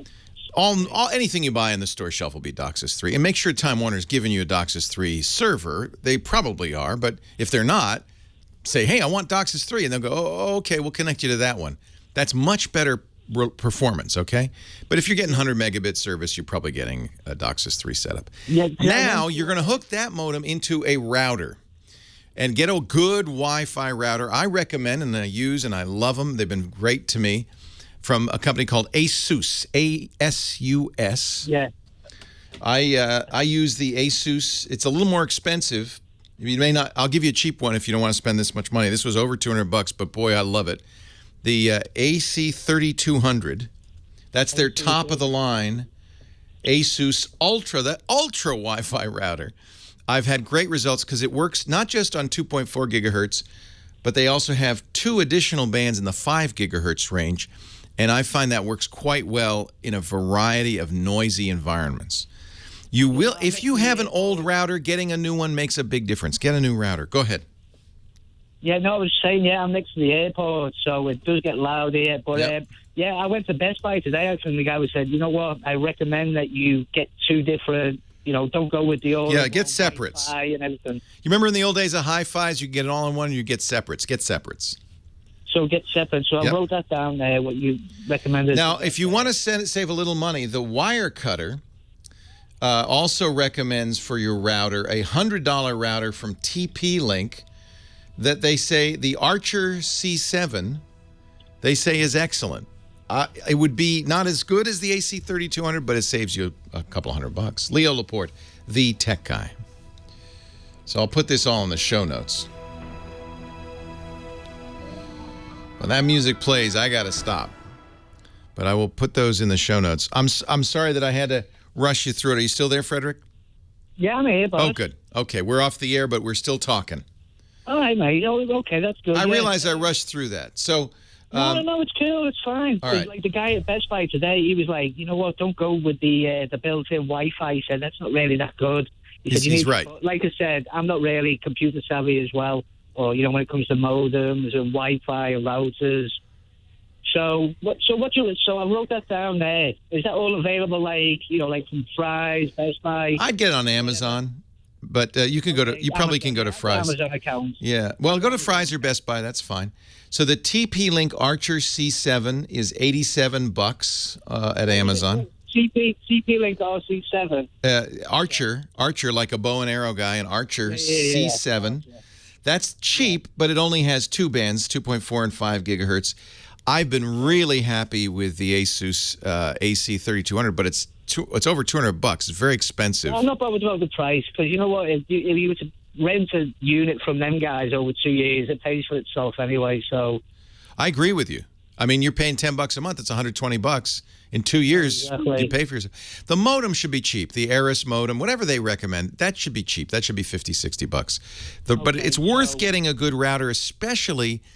And when I say noisy, I don't mean like planes going overhead. I mean Wi-Fi. If there's a lot of other Wi-Fi. Yeah. We have 5 devices that we need to run off. You know what I mean? Like phones and Roku and other stuff. Like I've got an Android box that to watch movies and stuff. You could go back to Best Buy. If you get something from Asus, you'll be okay.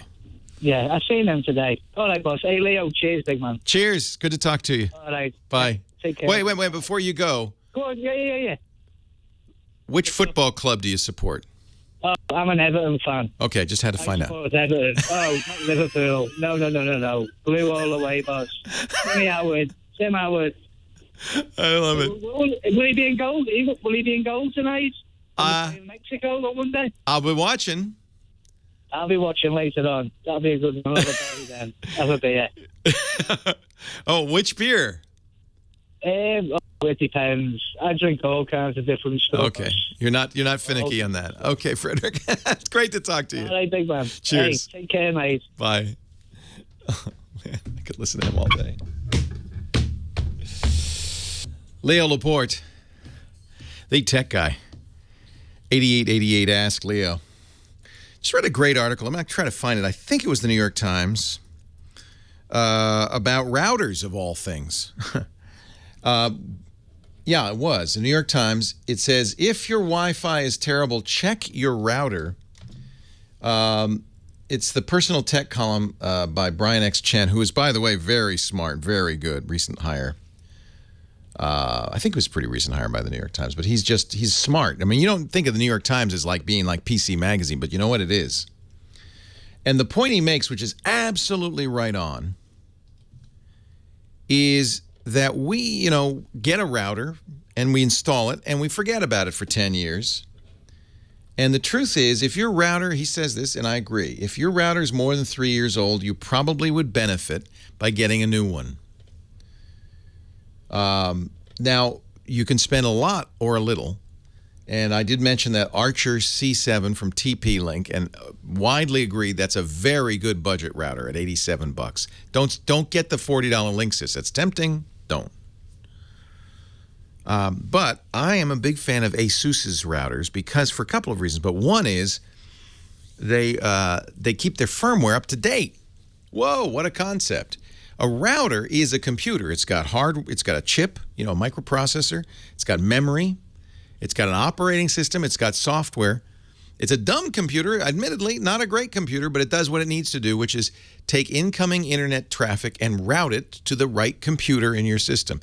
And if it's a wireless router, well, then it's also transmitting and receiving just like a radio station. Or a ham radio because it's receiving as well.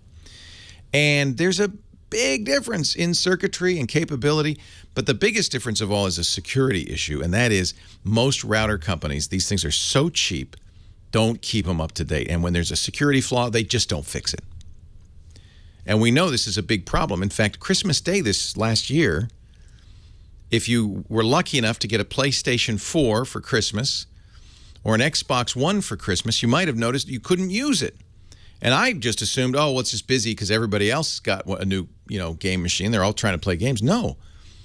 A hacker group called Lizard Squad took down the PlayStation Network and the Microsoft Network. And you know how they did it?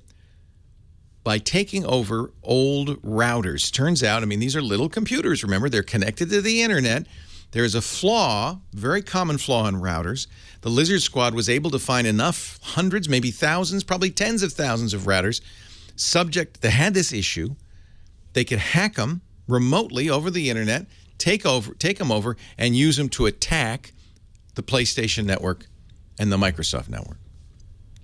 And so many packets came in that those networks were brought down all day Christmas Day by these teenagers. Because of junky routers. So you're not just doing yourself a favor, you're doing the internet a favor by getting a good router, and especially getting it from some company that takes it seriously and updates them. So ASUS, if you go in the store and you see an ASUS router and get the best one you can afford. As I said, the AC3200, which is the one I have, is amazing. And you can put your own firmware on it if you get more advanced. You can patch it. You can do a lot of things to it that you can't do to those commodity-priced routers. There's a reason to spend more. And Frederick was right. He says, I'm willing to spend more on this because this is your internet access. And there's nothing worse than, and I used to hear this till I got a new router, the pained cry from the other room, honey, the Wi-Fi's down again. It's working for me. No, it's not working here. Oh, you don't want to hear that. And I'll be honest with you, for years I recommended Apple's Airport Extreme. That's what we used with Airport Express repeaters. Man, ever since I took that thing out and put in the ASUS, everything's gone away. I don't hear that anymore. So highly recommend a good brand new router. And I agree with Brian X. Chen. If you've been having trouble with your Wi-Fi, consider getting a new router, especially if it's more than 3 years old. And I'll tell you what, we'll put a link to this article, which came out this week in the Tech Fix column on New York Times, of all places. So pleased to see them covering this. It's really great. By the way, it will make a difference in speed, too. That AC3200's a speed demon. And I did benchmark tests on the Airport Extreme. Very expensive Apple router. And compared it, and it's light years faster. Light years faster. Jeff in Ventura County, Leo Laporte, the tech guy. Hi, Jeff. Hey, how are you doing? I'm well. How are you? Good, great. I was hoping I'd have to never call you, but my cursor was scrolling up to the top left, and I couldn't get it to fix. So I tried to go to. All on its own. It was just going up there.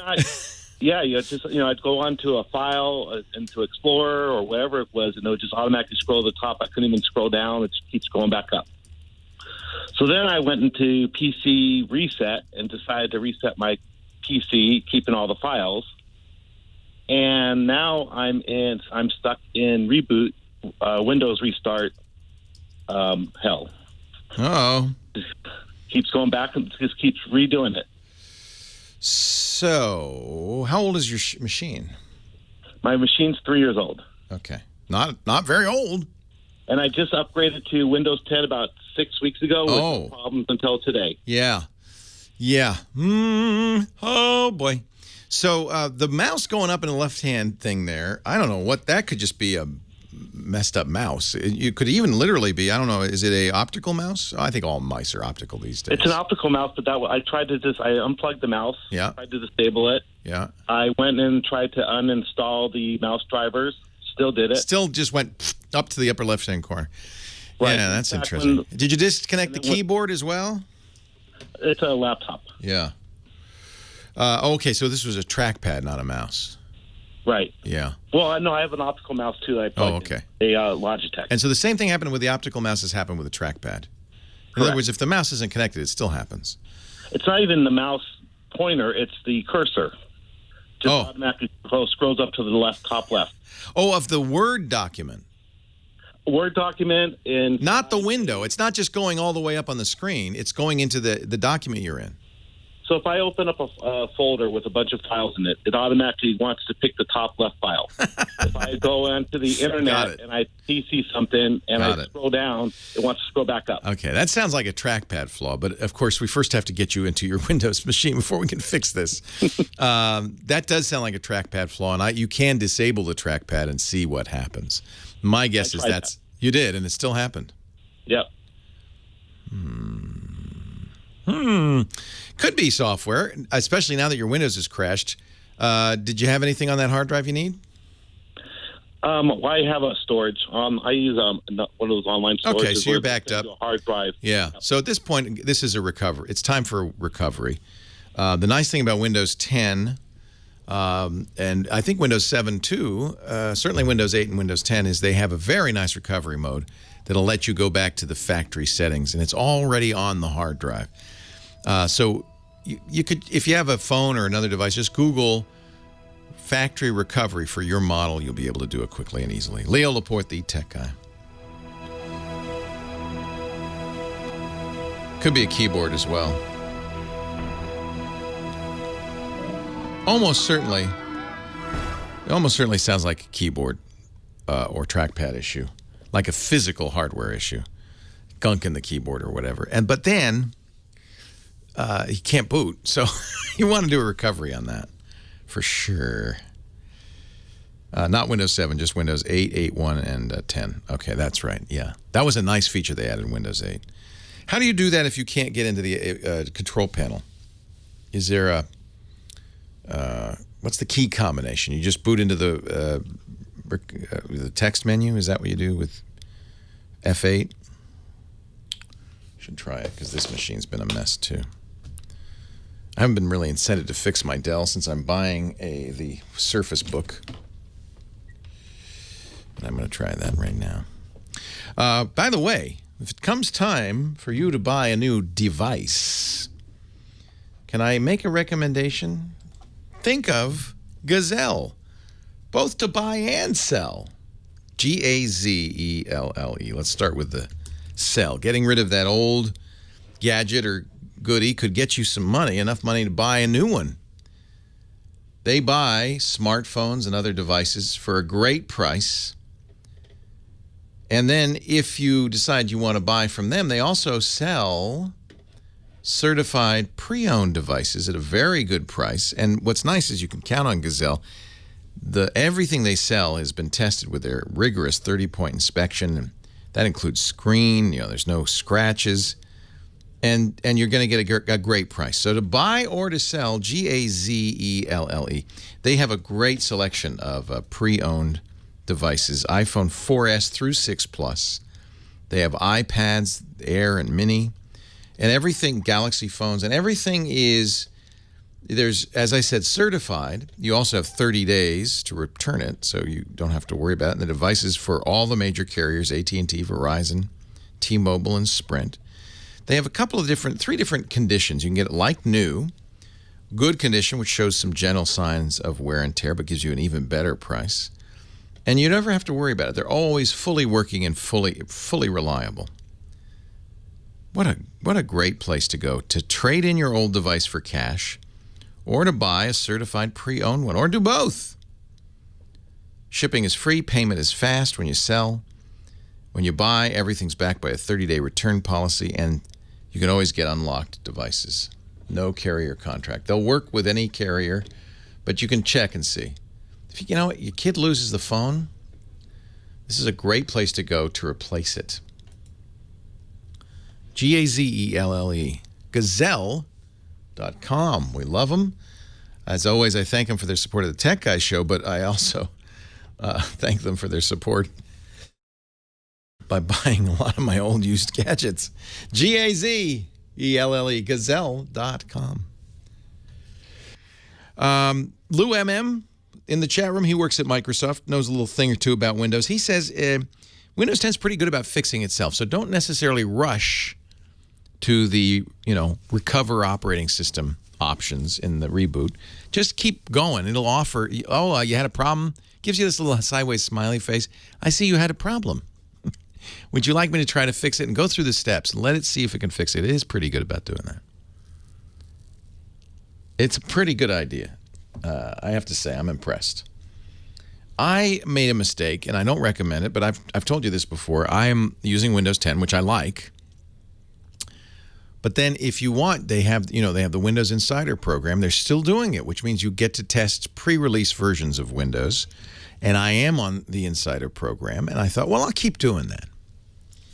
And then they give you a choice between the slow ring, they call it, slow ring or fast ring. If you're on the slow ring, you don't get the most cutting edge updates. So I said, well, I want to be on the fast ring because I am the tech guy. Holy. So maybe that's impacted reliability a little bit. I want to step back a little bit and say, you know what, maybe I should just use the regular version for a while. However, if you have a Windows 10 machine, for the most part, I think the compatibility has been very good. I have heard people complain. There is a new version, big update coming up next month. They call it Threshold 2, and that should fix a myriad of problems. Nabil is in Dana Point. Leo Laporte, the tech guy. Hi, Nabil. Hi, Leo. Thanks for having me on. Thanks for calling. I just had a quick question. You've probably had this question before, but I probably didn't hear it. I have a MacBook Air. It's a 2011. And when I'm looking at my storage, it has, like pictures, videos, apps, and then there's a big section that says other. And I've been trying to look online. What the heck is other? Yeah, pretty much. Is that you're saying on a MacBook, not an iPhone? Because that's a real problem on the iPhone. Yeah, it's a MacBook Air. It says other. Yeah. Well, I'll tell you what. There's some programs that will help you with this, that will let you kind of see what's going on, visualize what's being used, and might tell you more than just other. Where are you seeing other? I just go to system preferences, and there's this, storage. Yeah, like what your computer is storing. And, I have about 10% of it be music, and about 5% be pictures and whatnot, and about 65% is other. And online, it was just saying it's just, little files here and there or backup files. I tried, deleting everything, but it's still there. It's about half of my storage is other. Well, other is so uncommunicative. I'm going to recommend a program I've recommended before that I think will tell you more than other. It's called Disk Inventory X. It's a Macintosh program. There are other similar programs for PCs and other operating systems, but you have a Mac. I think it's free. It's and what it does is it'll show you what is being used, and it does big color blobs for different kinds of files. So what you can look for is, where are the big blobs? You can then click on them, and it will tell you exactly what those blobs are. So this is called Disk Inventory X. If you Google Disk Inventory X, you'll find it right away. It's from Derlien. Don't get it from some other source, DERLIEN.com. If you're on Windows, there's a great program that this is actually based on, called WinDirStat. And it's on SourceForge, which unfortunately is not the best place to get it. But get Derlien's program, Disk Inventory X, and I think you'll like it a lot. It's an excellent program for telling you visualizing what's the other. Now, I would guess that, I'll just be guessing here, but I'm pretty sure that what it is temporary files.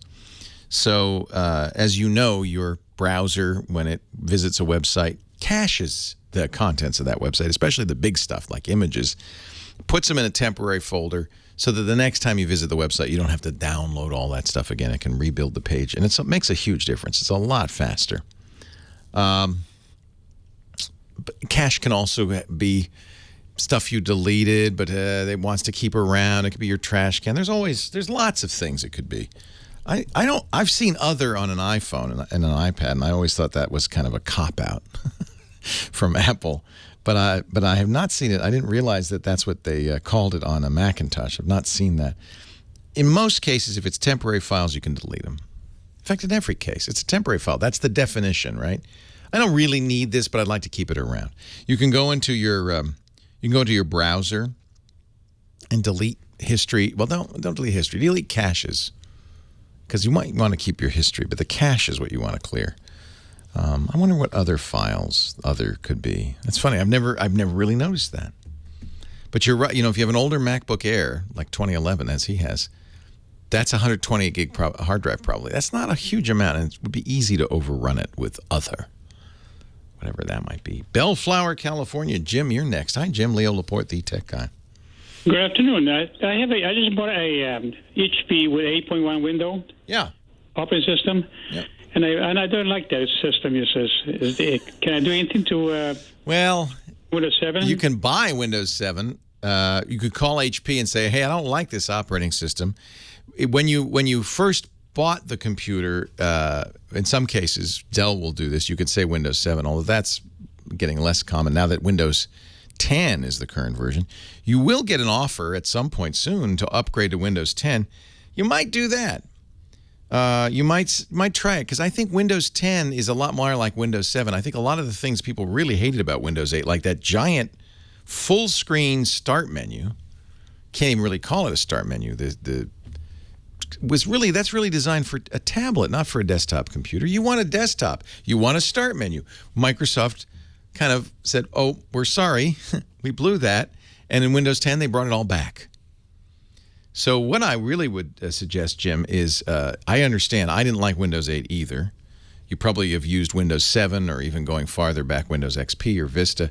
Windows 10 will make you much happier. You do want to use, in most cases, the most recent operating system, because that will have security fixes and be more reliable and all of that. So, Jim, what I would do is wait, and soon you will be asked, would you like Windows 10? And you say yes. It's free, and I think you'll like it a lot better. Leo Laporte, the tech guy. So what does Apple say?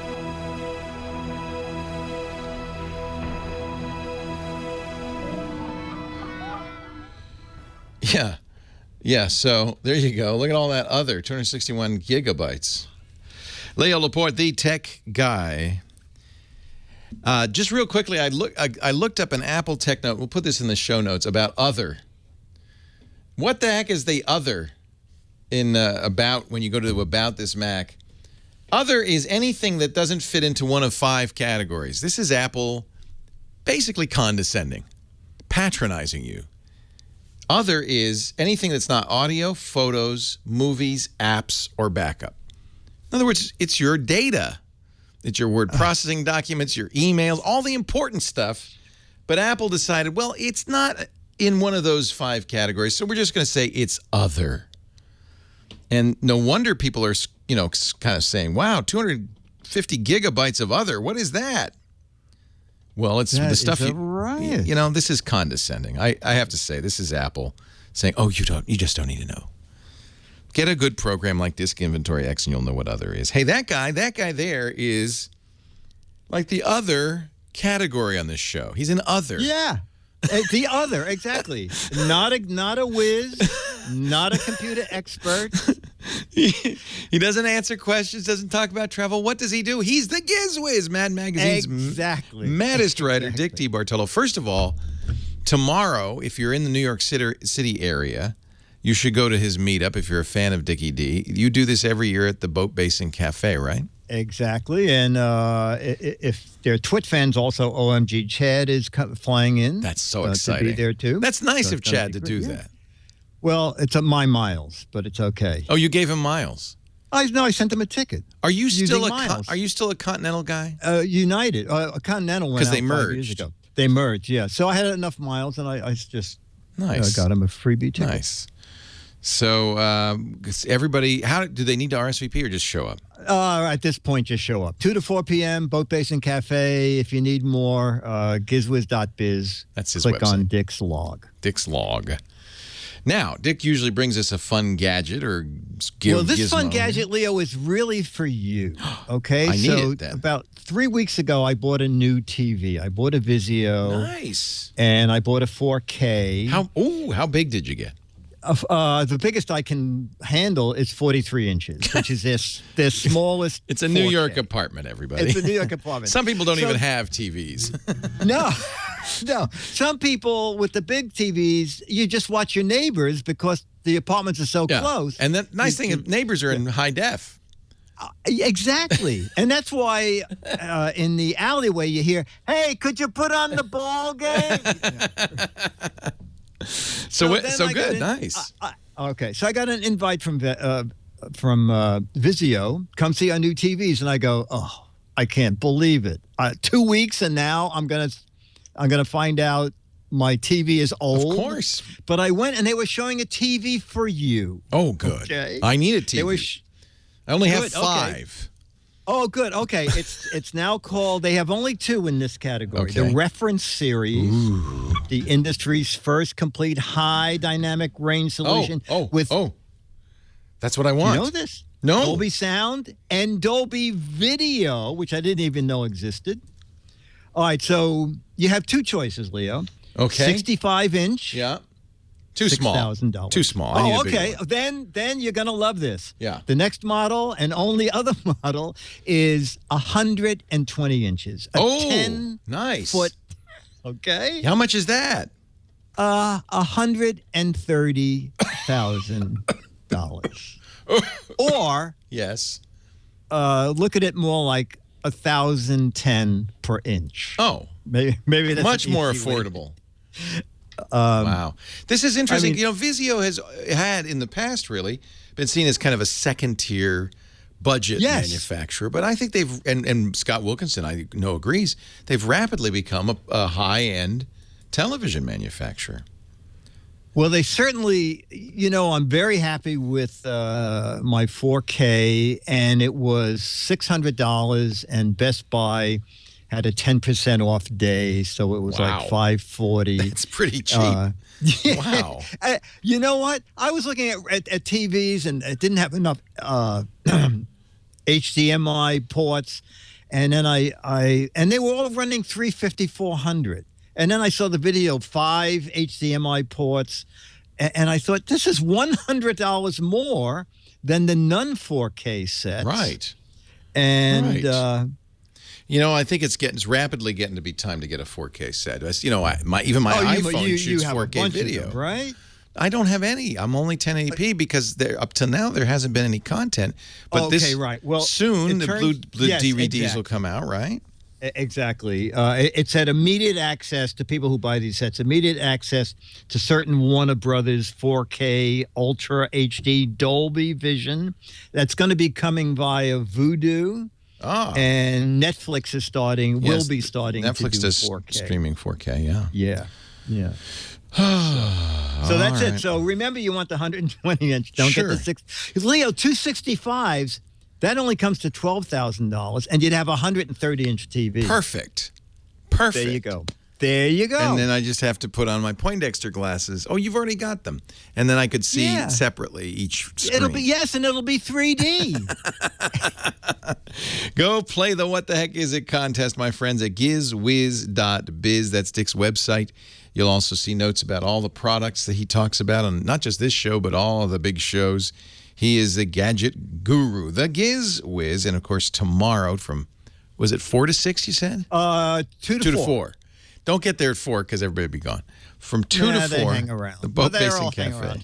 Bring your mustache. Yes. Very important. Everybody has to have a mustache.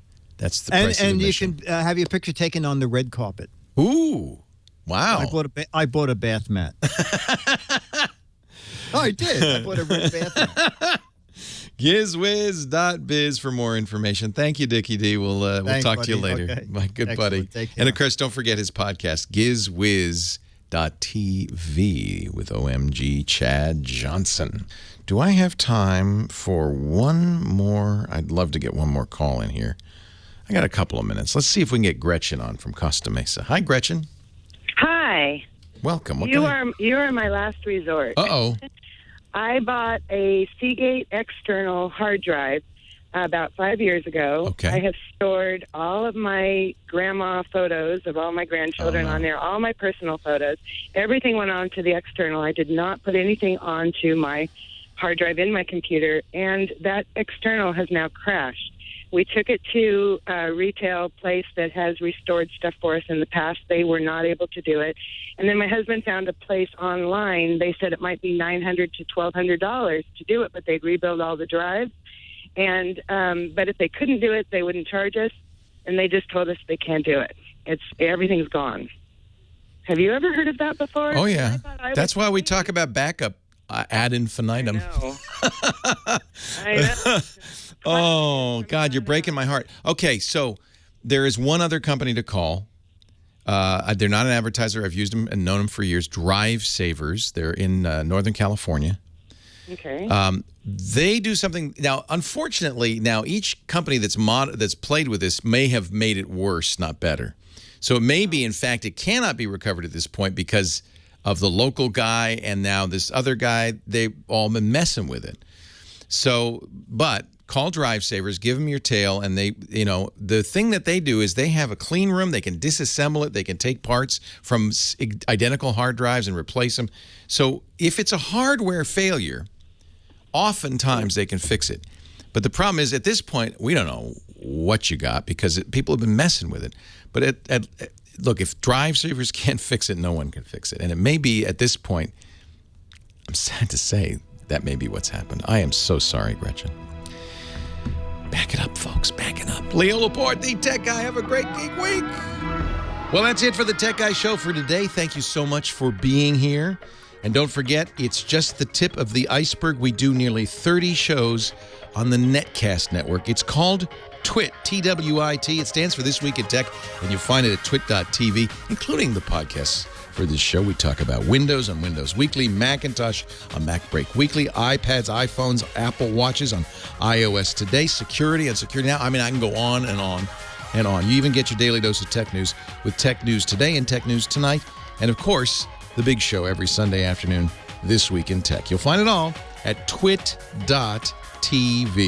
And I'll be back next week with another great Tech Guys show. Thanks for joining me. We'll see you next time.